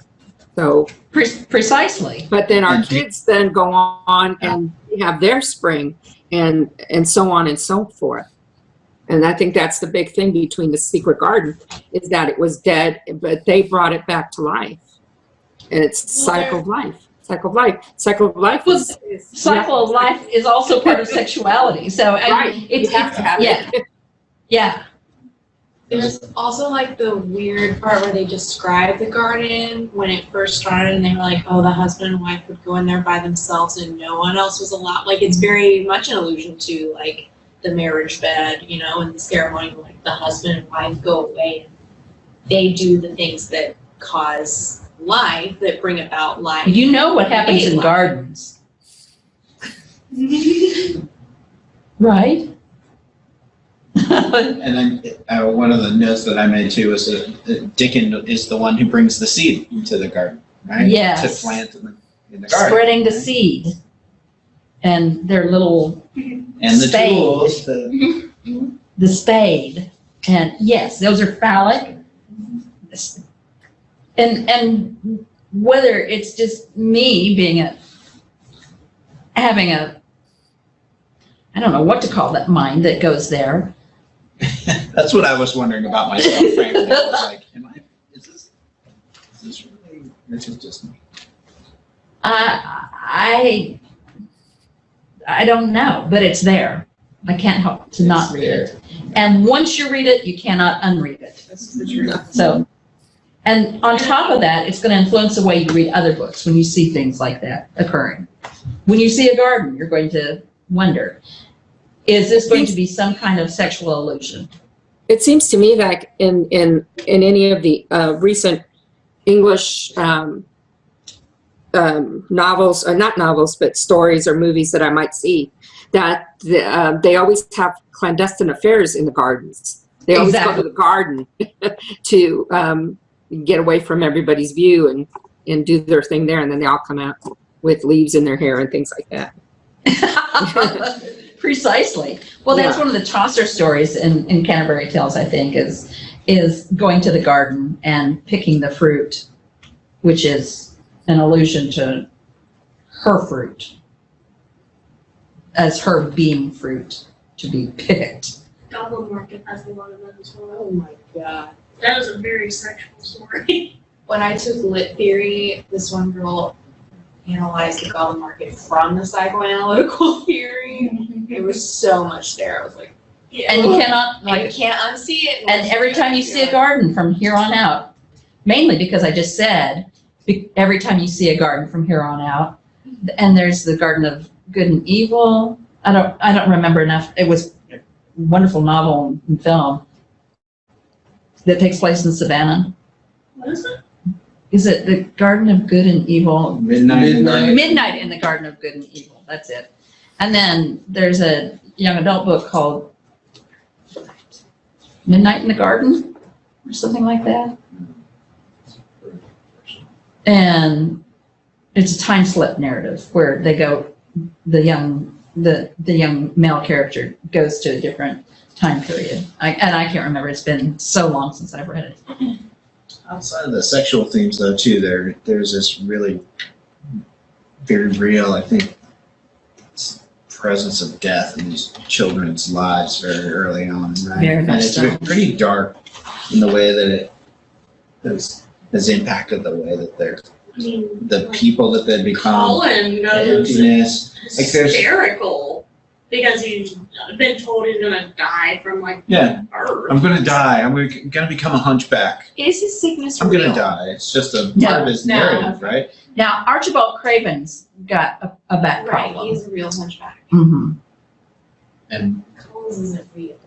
It's because Right. because Mr. Craven had one, so they're like, Yeah, how would he know? Well, Mr. Craven never talks to him about it. Never talks to him. Nobody. talks to him. Nobody tells him. Everything is a mystery to him. It made me think of that. Was that girl Gypsy Rose, whose like mother pretended she was sick her whole life, and then she murdered her own mother later? Oh my gosh, no, I didn't know about that one. Yeah, it's like no, it's a real story. It's a true story. And so I was like, is his sickness real? Has his dad been lying to him his whole life? He's not really sick. Because he had all these doctors and people regularly telling him that he was. That was where I was very confused. Nobody talks to him about, and the book tells us that, the narrator tells us that, you know, the doctor has a ulterior motive, though he doesn't follow through on it, of course, in that he would be the one to, if something happened to Colin, he would inherit. But that doesn't, but Burnett does not go ahead and follow through with that being that bad of a man. So, Well, he would have plenty of opportunity Yes. before that point if he really was If that he- bad of a man. he could have easily given him some medicine that Sure. would have made him die. Like, yeah, easily, because they didn't do autopsies. I guess I was just overthinking it, but I was like, why are these adults essentially lying to this child and continuously treating him like an invalid when he's not? But they tried to get him to go outside, but he refused to do it, and that's why he's getting so weak and everything. Is he's worried that he's gonna die, so he just doesn't do anything, and he's He also been had making himself expensive sick. medical treatments. He had like the That iron electron, thing around him. Like, yes.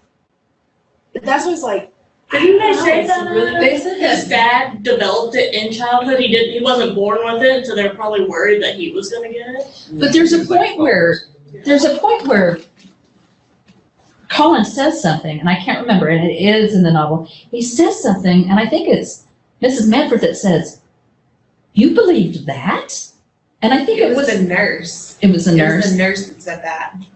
Was it whenever Mary? Are you had talking checked about his the lung? when Ben Weatherstaff is talking to him in the garden? He was referring to him. He said, to think everybody thought you were a cripple and feeble-minded And or that's when something he gets along up that. and- And he was like, feeble-minded. So whenever I think- Mary, I think that's when Mary says there's not a lump on your back even as big as a pin. Yes. Yeah. Yeah, that's in the book. That's what you thought? Yes, and that's what you thought. So we've got the servants who aren't necessarily always careful or knowledgeable. You've got a medical profession that is not profession yet, not really, in terms of what Dr. Craven is. so the nurse just doesn't want to have anything to do with them. Yes, of course. Well, in the chapter called The Tantrum, it says, I didn't know Venture the nurse that he thought that he had a lump on his spine. His back is weak because he won't try to sit up. I could have told him there wasn't a lump back there. Mhm. Could? Yeah. Oh, Could you? He said pathetically. It actually. Yes. Yeah, Makes me want to punch her. yes.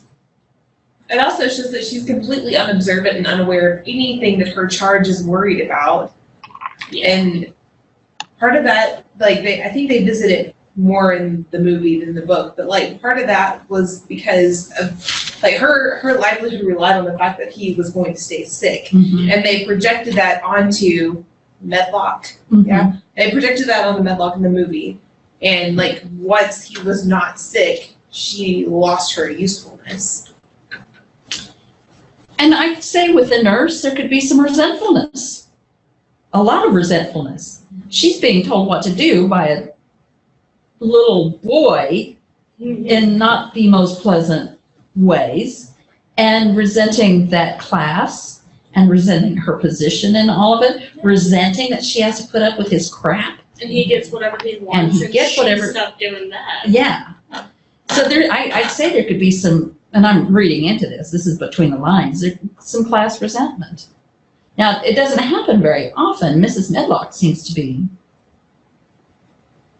Fine with what she. yeah, her station in life. she's got a good position in that house. She's the housekeeper. She pretty much runs the house. She runs the house. She answers to Mr. Craven, who is never there. Housekeeper in Downton Abbey.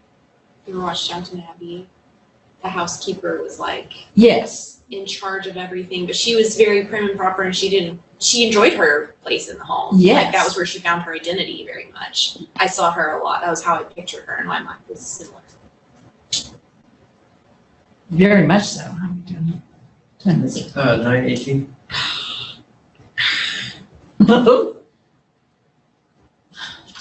What are some of your copious notes that you took? I have a lot, so I don't want to get too Your favorite down parts? into. I mean, just a couple of.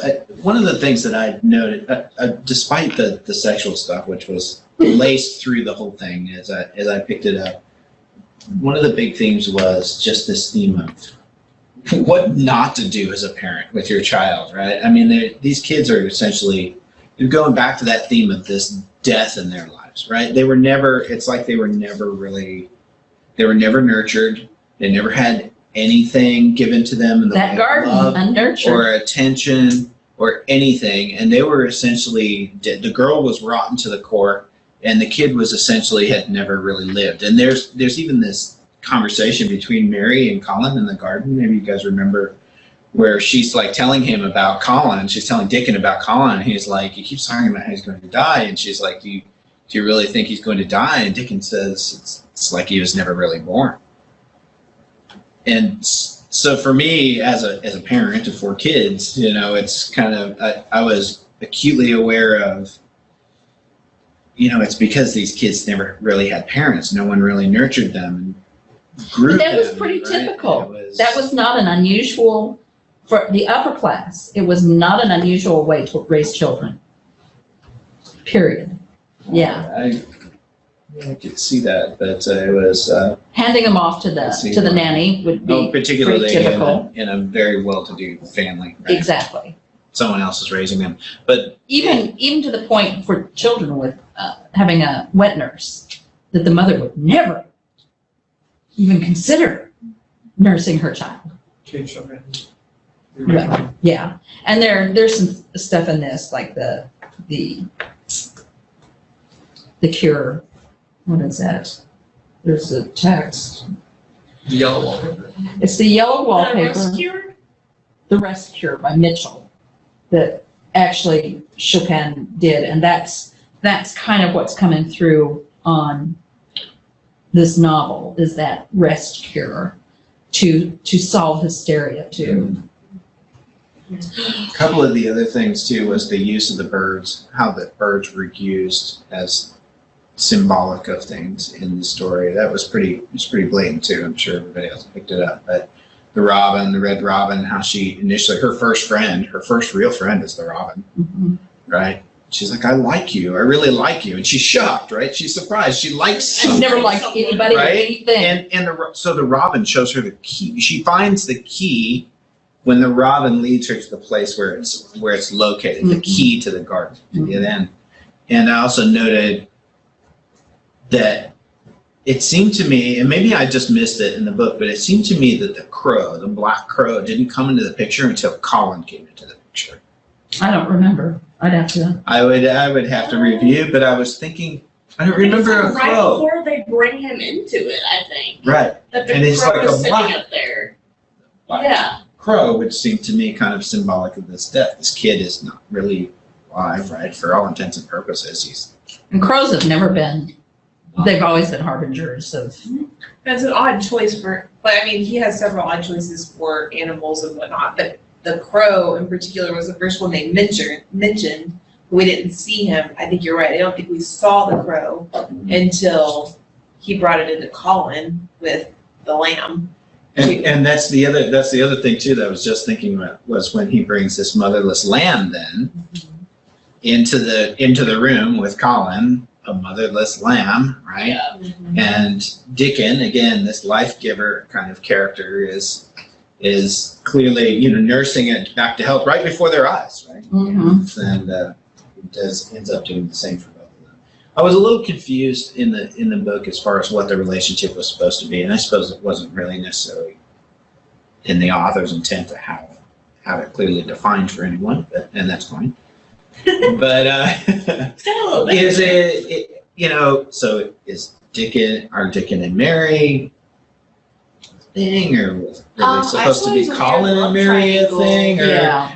I mean, And there's a every little bit of song a is a triangle, triangle. but Dickon is oblivious to that. He doesn't seem Yes. engaged with that at all in the book. But Colin seems to Not also at have that this level. weird crush on Dickon as well. Yes. Like, it's all real interconnected, I think. But I do agree with you as well that Dickon just seems like this almost Pan-like character He's who the like, life giver, right? He's doesn't your- realize Wendy's Yeah. in love with him. Like, he's just kind of doing whatever he wants to do Right. and living his little life on the moor with his animals and doesn't care. But he still is very much a part of it, I think. And I think there's real sexual tension between the jealousy that Mary and Colin have. Well, and they're older, of course, in the film, which makes a huge difference on that tension. I do see it in the novel quite a bit. I do want to bring up the whole notion of India and how it's portrayed. So the first thing that we're invited to look at is in both. Well, let me, it's way at the end.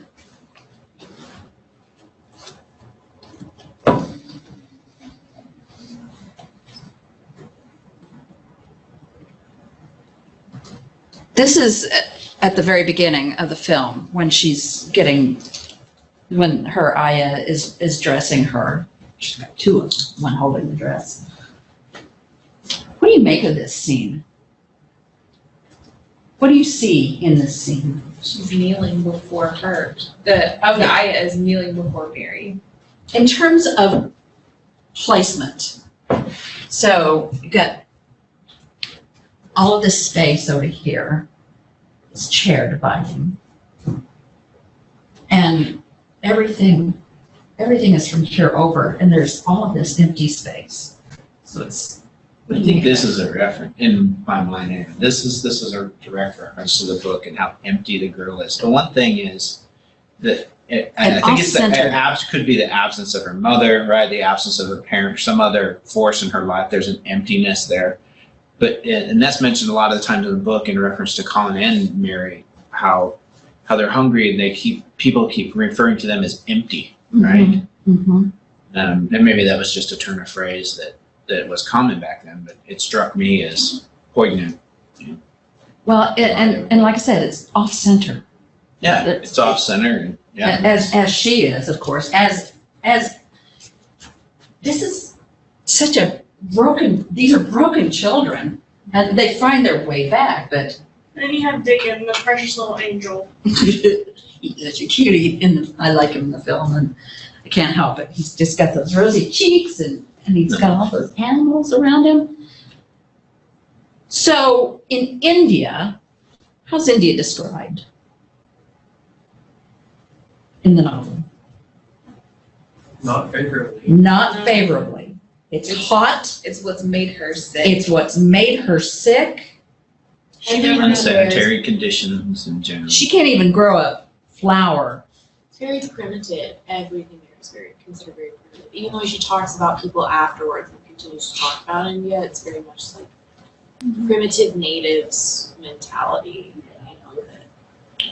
Yeah. And then I'll reserve my comment until after you go farther along the realm where you're going to go. But I was actually in India, visited India with the company where I work. We have some developers there, so went to Hyderabad for a couple of weeks. That's right. There is crazy juxtaposition of abject poverty and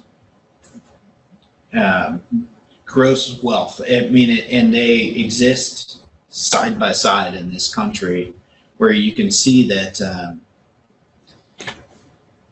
it was India in general has not been well off for quite some time, and I think they're kind of starting to come out of it, and there's a rise of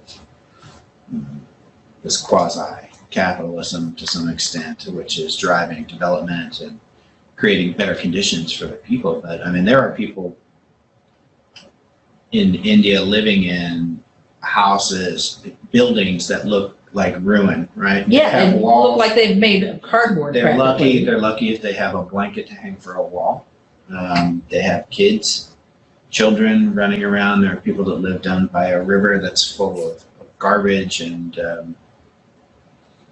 there are people that live in shanties that are made out of trash next to construction sites where 200-floor high-rises are being built in a downtown tech center where it's just insane. I've never seen anything like it before in my life. It's quite profound to see. Well, it's just an unhealthy place. It's depicted as primitive. It's pretty significant that she tries to plant that flower in the dirt. It's not going to grow because it doesn't have roots. And, figure that one out, having no roots. There's one article that calls her, somebody like her, third, what is it?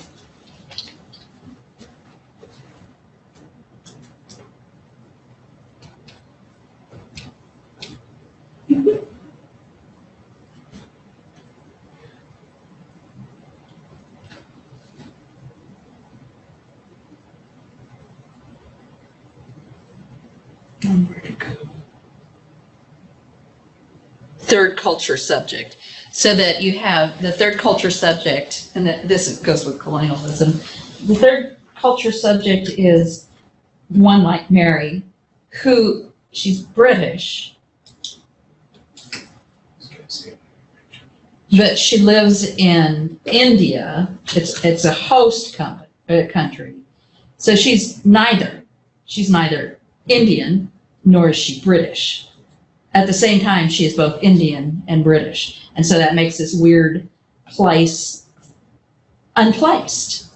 You know, she doesn't have that home kind of sense. So it's called, it's a pretty interesting third culture subject that Maybe next time if we have time, I've got an online gallery. I can just show you a few pictures if anybody's interested.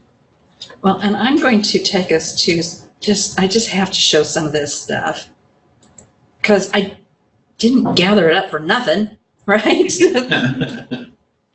Well, and Mary gets so offended when Martha says that Oh, she says she's assumes that black. she's gonna be a native. Oh, yeah. She And really was lost it. like, I don't know how you would believe that or think that. And yeah, really mad. Really mad. She has a column like fit. It's a precursor. Yes. But, you know, everything is just so unhealthy there. So India, Dr. Stewart. and it never is. Yes. Yes. Yes, Kirsty. Was that Kirsty or Jennifer? Hey, Hey, can you hear me, Dr. Stewart? it keeps kicking me off and logging me back on, so it's Kirsty. Yeah, it goes back and forth. Jennifer, did you say something? Yeah, I was just trying to kind of speak for Kirsty because I know she's having internet problems, so I could not hear her coming through, so I was just going to let you know she is having some. I didn't know if my internet, you know, like my connection was any better than hers to tell you. I wonder what the deal is, that so many are having that, that two of you are having that. Lupe, are you having any problems with yours? Nope, coming in. Okay. Good. But Jill had problems too, because that's why she's no longer with us. Yeah, Because of all the recent storms. could be. I wanted to show you some of these, the 1949 materials, for instance. We have so much to talk about still with this, but I have to show you.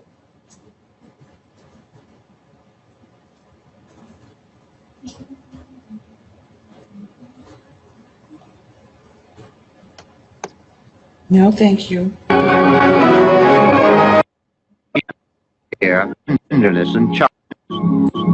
It's a story full of tenderness and charm. There is mystery in it, and suspense, excitement of a strange love story, as three curious youngsters seek to solve the amazing riddle of the secret garden, the tree that killed, the fascination of the strange painting.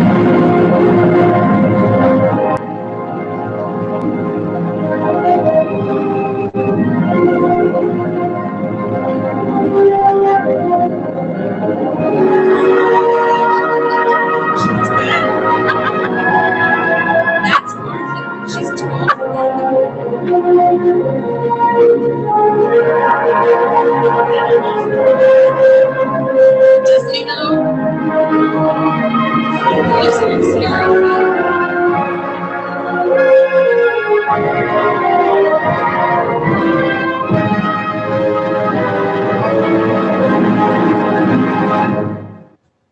Okay. I want to. Special scenes and technical. I forgot about that at the end when they take Colin into the garden. The film goes from black and white to color.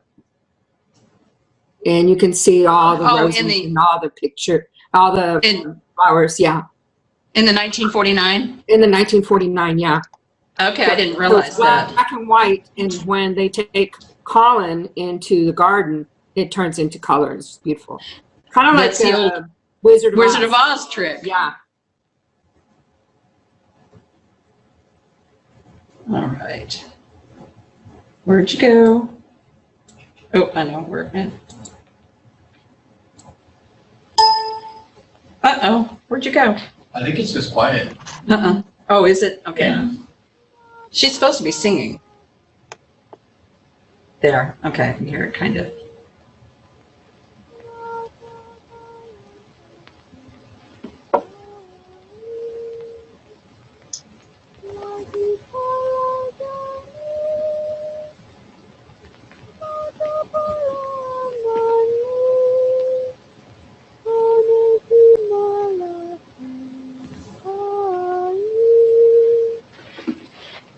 Who are you? I might ask, miss, who are you? My Those name dolls is are Mary creepy. Lennox, and you haven't answered my question. Where's my servant? Where's cook? Sadi said my servant was ill, and then Sadi never came back. Are you a relative of the Lennoxes? I told you my name was Mary Lennox. My father is Mr. John Lennox, and my mother is Mrs. John Lennox. They went away. They're always going away. Your servants, some of your servants became very ill. They died. The others were frightened. They ran away to the hills. I knew it. I knew they didn't all die. Mother's right. She says you can't trust natives. She looks a little crazy. They ran away. Didn't I tell you? She's a little crazy. What you talking about? He's a silly-looking man, isn't he? With a silly-looking hat. They was identified, sir. Well, be certain. Mr. and Mrs. John Lennox. Check it again. They died at the hospital. And here's Martha. Clearly, they aged up the characters. Oh, yeah. Mm-hmm.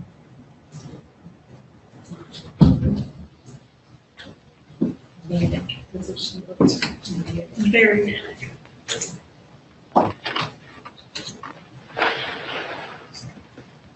Hey, without awake. Who are you? Why, I'm Martha. What does they think of their room? I hate it. What's so funny? Well, if you don't like it, then look out of window. Look at Moors. I hate them. Well, you've not seen them yet. They says that because they're bare and lonely with the winter time. You wait till it's spring and summer, and the gorse and the heather are smelling high with honey, and the skylark making noises. What kind of language are you talking? Yorkshire, miss. Mrs. Medlock, she says I'll be a servant ever, what with the Yorkshire drooling from my tongue like rancid butter. Ugh, that laugh. She looked like Thelma from Thelma and Louise.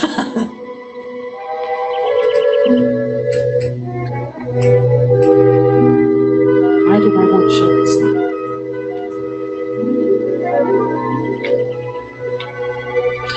Oh, this is my naked shoe. Oh, yeah. They're most quiet. Come on, did you frighten you? Come on then. Come on. That must be the one from India. I'm Mary Lennox. I'm Dickon. My sister Martha swore they'd be black. At least dark brown. That's frightened him. What are you doing here? Where did you come from? I came to the Mopa. Now, I'm giving you a sample of what the characters look like. Yeah, I don't like to. Played once then. You won't do it for love, how about money? It was a matter of honor. When you smile, it's like the sun coming up.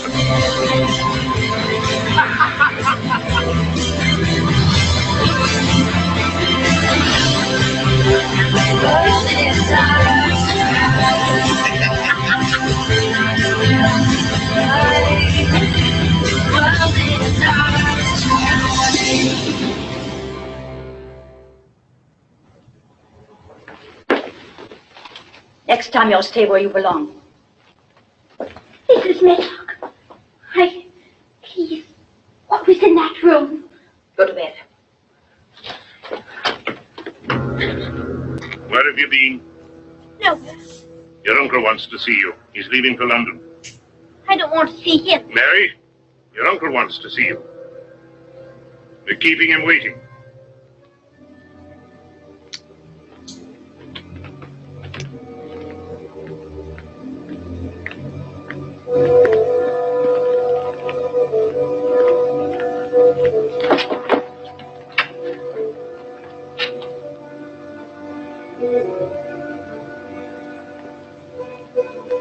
Miss Mary, sir.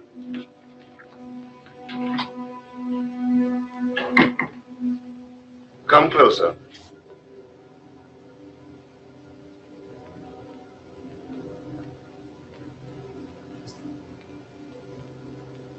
Closer. Yes, sir.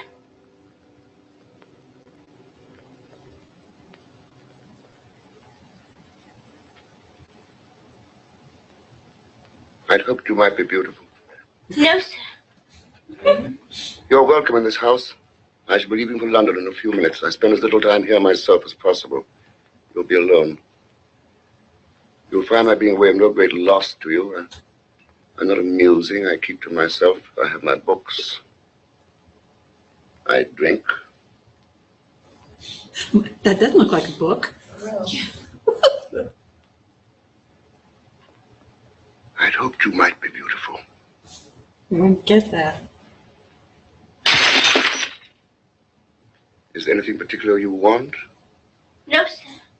Is there anything you'd care to ask me? I've been gone a long time. Yes, It is. Why did he do that? Just what? Who's the lady in the He doesn't give a damn. My wife, she's dead. She died 10 years ago. This is an excellent house for bitterness, for regrets, for anger against the gods. It's a poor house for children, Mary. But perhaps you're equal to it. I'm not. Good night. He seems a lot better in the book. In that movie, he just seems like an ass. Okay, I'm gonna.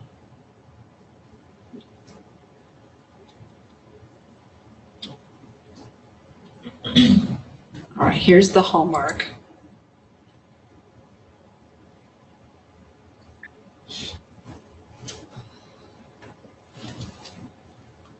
Thing on your computer, you need to get Grammarly. I write pretty much all day.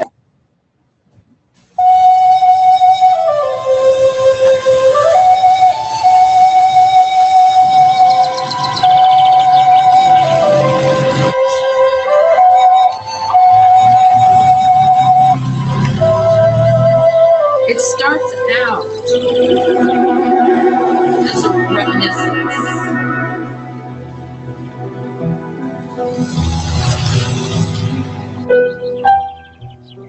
What? It's interesting. The signs were backwards. I thought that was just the weird choice.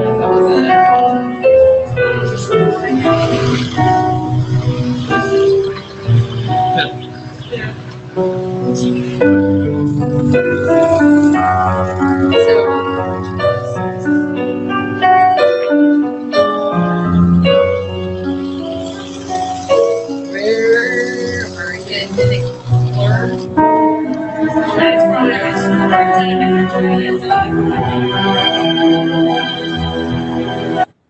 That's been Mother's staff.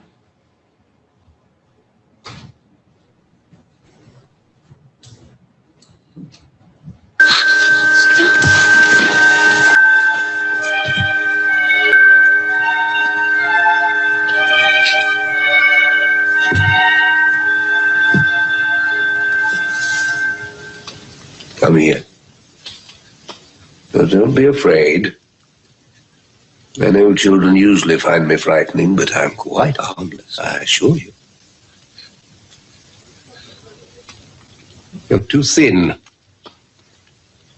I'm getting fatter. You resemble your father. I only met him once when we were boys, but I remember him. I envied him because he was on his way to Harrow. And I was too ill. This is an introduction to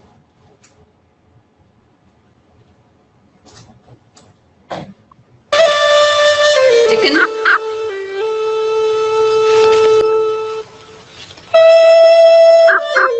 Playing his flute.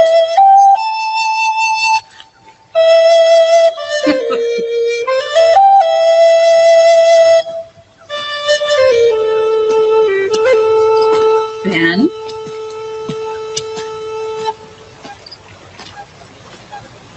Morning, Mr. Woostaff. Morning, Dickon.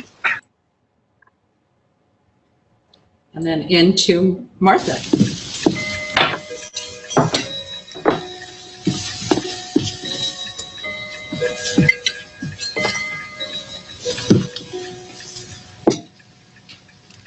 Morning, miss. Who are you? Martha. Martha Selby. Are you going to be my servant? I'm to do a bit of cleaning up here and a bit of waiting on you. Though judging by your size, you won't need much waiting on, will you? Of course I'll need to be waited on. Someone has to dress me. The acting Can is you so not much dress better. yourself? Later. Of course I can. But in India, my ayah dressed me. Well, you're in Yorkshire now, and children dress themselves as soon as they're out of nappies. You'll find some lovely new garments in the cupboard, warm ones, bought by Mrs. Medlock on Mr. Archibald's orders. I thought he troubled himself with no one. He don't. It was Mrs. Medlock who told him you'd not have proper clothing for the cold since you're coming from India. And now it has an entirely different ending.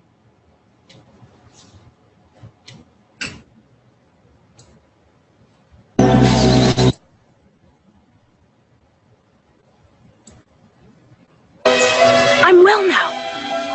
I can walk. And I'm going to live forever.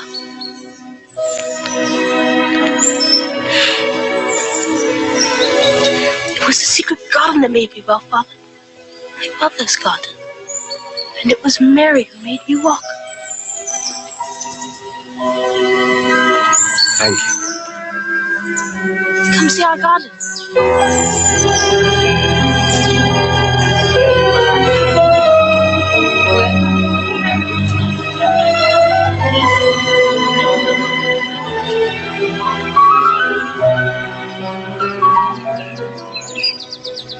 So this is Mary who's visiting as an adult.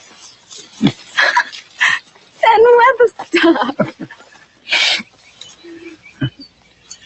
You'll be needing this to unlock the garden. Ben, it's been so long. I didn't know you'd changed so. I grew up. You know about Dickon. Mrs. Medlock wrote to me.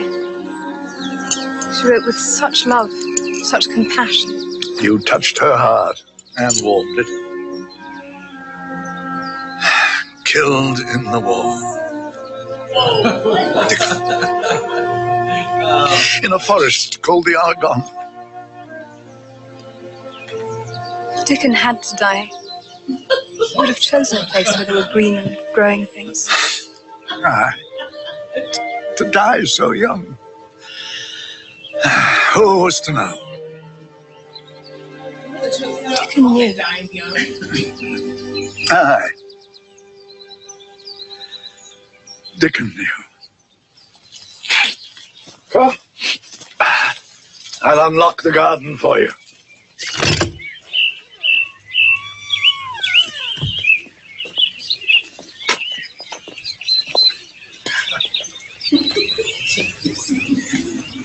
I dreamt about the garden. Even in my dreams, it was never this beautiful. It's so fake. You did it, Ben. All these years. They were a promise to be kept. As Mr. Archibald lay dying, he said to me, "Tend the garden, Ben. Someday the children will come back.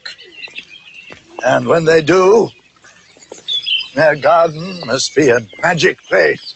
It is. Right? Where you tend a rose, Chickens would never. thistle cannot grow. Color. You wouldn't have had much of a choice.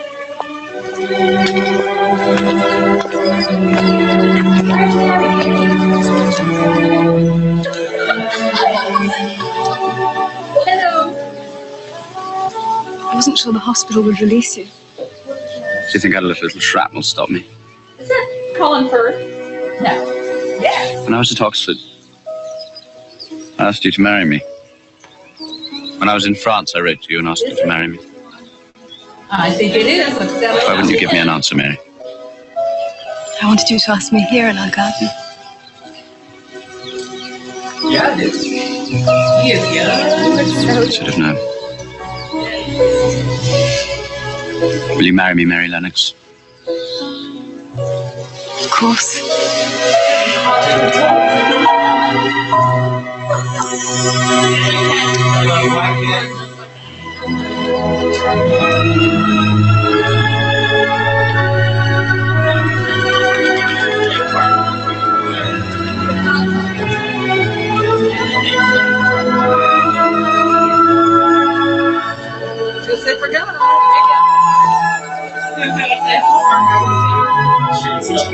had this popular again. What if it was better?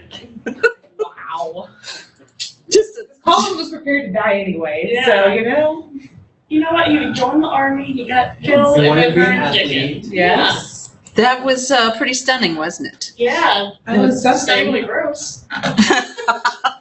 Ew. Actually, yes. Did somebody online want to say something? Kirsty, was that you? She may be frozen. She's frozen. Yeah. Okay, there you are. Try it again. No, she's frozen. What's the name Said I of the wanted actor that was the American. father? What's the name of the actor that was the father? He was in I, Claudius, too. Oh, I can't think of his Derek name. Jacobi. Derek Jacobi. Derek Jacobi. Darren Jacobi. Or Jacobi. However you say it. Jacobi. Yeah. All right, so we have 3 film versions, and you know it's we can't help it. The last one is really sophisticated in terms of the way it shows the garden, the cinematography with the flowers growing and through that time elapsed kind of stuff, and the character, they're good actors. Everybody's a good. Medlock, she's the best. What's her Maggie Smith. Maggie Smith. She's the queen. She's the queen. And so we've got these wonderful characters playing that. Now in the 1949 version, Margaret O'Brien, that was a really young Margaret O'Brien, because she would become a very well-known actress in film. So, and then Dean Stockwell, what else did he play in? Quantum Leap. Yeah, that's right. Quantum Leap. Do you all know who Dean Stockwell is? Maybe you will And the recognize. Dunwich Horror.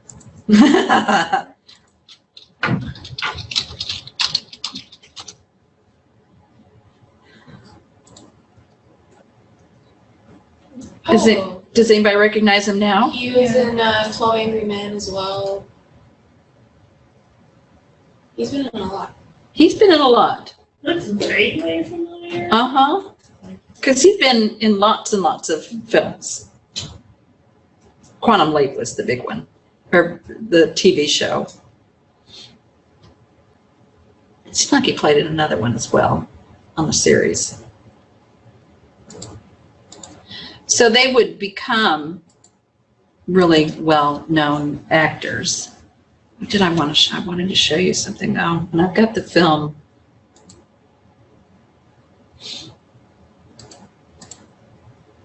Oh, I do have it. Okay.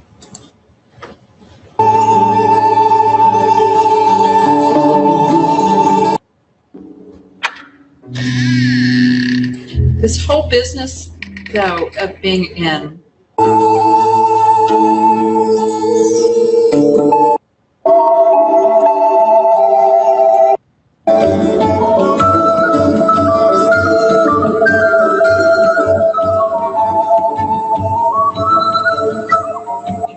I was angry, but I never cried. I didn't know how to cry.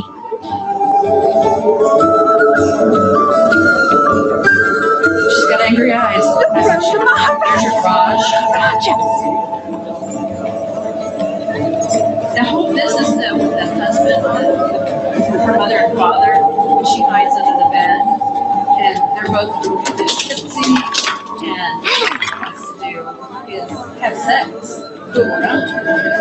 And she sees them, but it's that intense each other to the exclusion of everything else around them.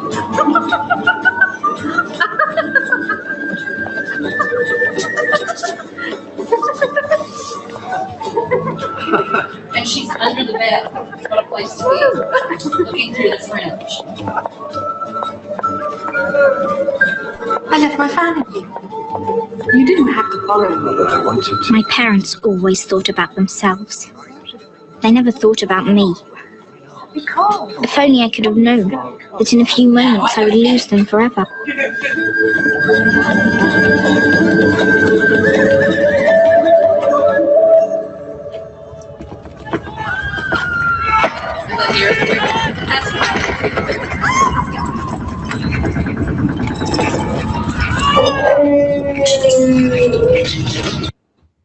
In the last 5 minutes, does anybody have a scene that they would really like for me to show?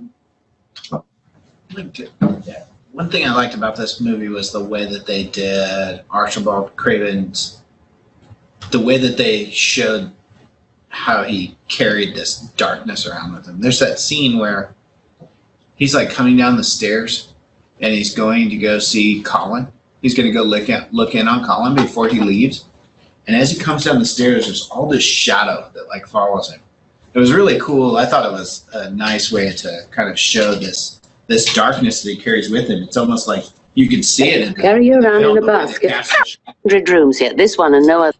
Yes. And something also, how many of you have read Frankenstein? It's been a long time. Yeah. Do you remember when Dr. Frankenstein goes off into the mountains and it's positively sublime. It's terrifying and it's beautiful all at the same time. That scene where Mr. Craven is wherever he is, Switzerland or out of the country, someplace else, reminded me so much of that scene in both the film and the book about when Dr. Frankenstein is traveling away. He's trying to avoid, I think it's at the point where he's trying to avoid engaging in the task that he has promised his monster that he would do, which is to build this to create his mate, to create the mate. And it reminded me so much. And Mr. Craven reminded me so much of that. I don't know if it's that, it has to do with the romanticism of, that we see this, it's a very romantic notion of a childhood coming, of the power of love and the power of positive thinking. And that's coming through in that area, because that's when he kind of gets struck by the vision of, he has a dream, doesn't he? Isn't His that right? wife, yes, Yes. calls to him from the garden. Yeah, we're in the garden, in the garden. And in that scene, I see why he wasn't a main player in the book. But in the book, I read that scene, I thought, gosh, I really wish there had been more of this guy in the book. I just felt like there was so much depth there that could have been explored that would have been interesting from an adult standpoint. Anyway, I suppose that it wasn't the intended audience for the book, but it was all it was just kind of tacked on the end. And I thought, wow, there's all this, there was so much there that could have been explored, but it was kind of a missed opportunity from my perspective. I am going to take back something I said. There's a lot to write about with The Secret Garden. Lots. There's lots. Masculinity, the way it's portrayed, in terms of the change from the film, the novel and the film, or just one or the other. But there's plenty to come up with paper topics on The Secret Garden. So don't let me discourage you from that. There's some interesting things. I was thinking I would still. I'll jot some ideas It's a down. rich book. Look around. We'll see. Rich I think film. there's a lot in there. There's just so much. Like, I listened to it. I didn't read It's it. beautiful, isn't it? Yeah, I couldn't find. You said it was a male reading it. Oh, okay. Because I found the one I listened to was one reading it, and I really enjoyed it. I thought it was like beautifully written, but just while I was listening to it, I was like, what? No, I in the listened to it too. world? I had the book where if I had made notes, or I made voice notes if I was in the car, or I was also doing some Pretty handy, isn't it? But I was making notes as I went along, and if there was something that I wanted to explore, then I'd go back and I'd read that passage of the book to note the page and stuff. But I listened to it. It's probably the same one. It's fairly recent. recording too, right? From what, 2015 or I something? think so. Anyway, it was very Whichever well one done. was like $3, so. I don't know which one it liked was. Oh, I just got it on Hoopla through the Richardson library. This one was, I'm the same way. Audiobooks are hard for me to get through, but this one was really It was enjoyable to beautiful. listen to. Especially But I with just- the dialect. Yes, but I just definitely recognized listening to it. I felt like I could almost process it a little more because I was listening to it, and there's so much in there. Like, you could just go on and on. I thought about the mothers when we talked about the good mother versus a bad mother. Yeah, we need to Have her talk about mother- mothers in this. Her mother versus Dickens' mother are like polar opposites. So you look at that idea of the bad mother and the good mother. Mm-hmm. You don't have that good enough mother in there at all, but you could definitely contrast the two. Mm-hmm.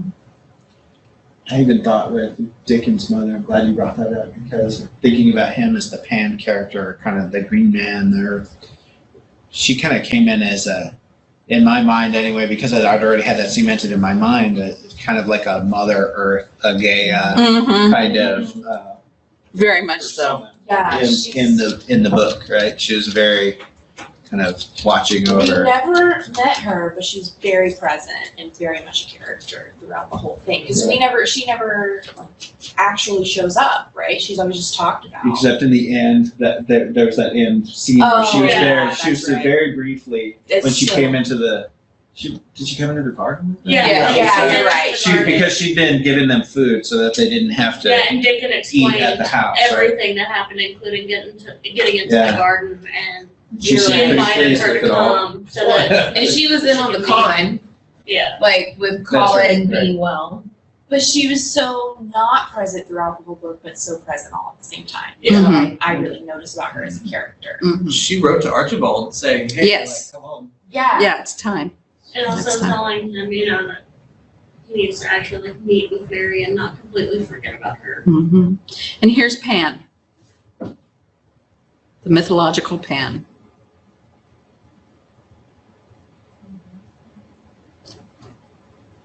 All right, folks.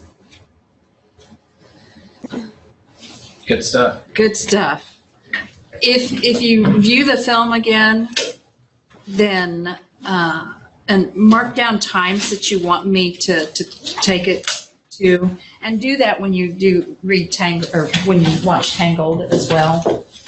You know what though? If we're not going to do actual presentations in class,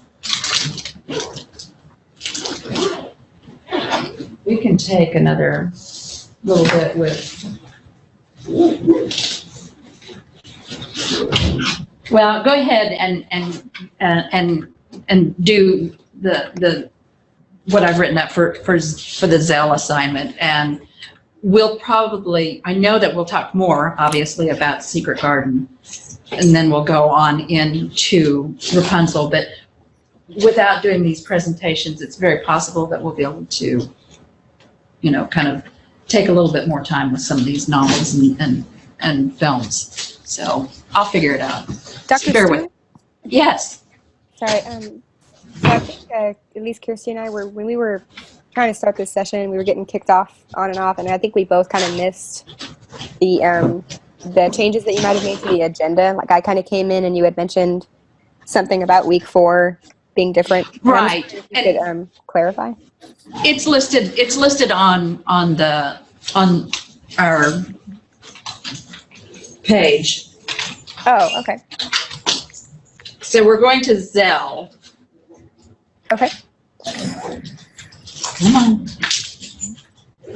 I think there's something going on with the whole system, actually, because it's way too I'm slow. thinking, because my internet at my house actually has It's been slow as well. persnickety.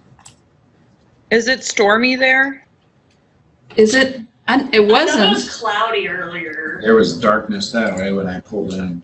It rained on me on I the way live 5 in. hours away from y'all, so I have no idea. Well, it might be our system that's cutting Yeah. in and off. This is week 4, next week. So we're not doing we're not going to start the presentations. I'm going to figure out something to do that you're doing some scholarship and getting started. I don't know. I'll work it out. But if we don't, we've got a little bit more time to work with all of our texts. So right now, though, it's these, and I'm also adding an article that I'll direct you to. So watching the film Tangled and then Zell and These two, yes, the two versions of the Grimm story, Tangled, Zelensky's Rapunzel, and then Zell. Okay. The novel. Okay. All right. It's been a pleasure, all. I'll see you next week, I hope. Yes, ma'am. Good night.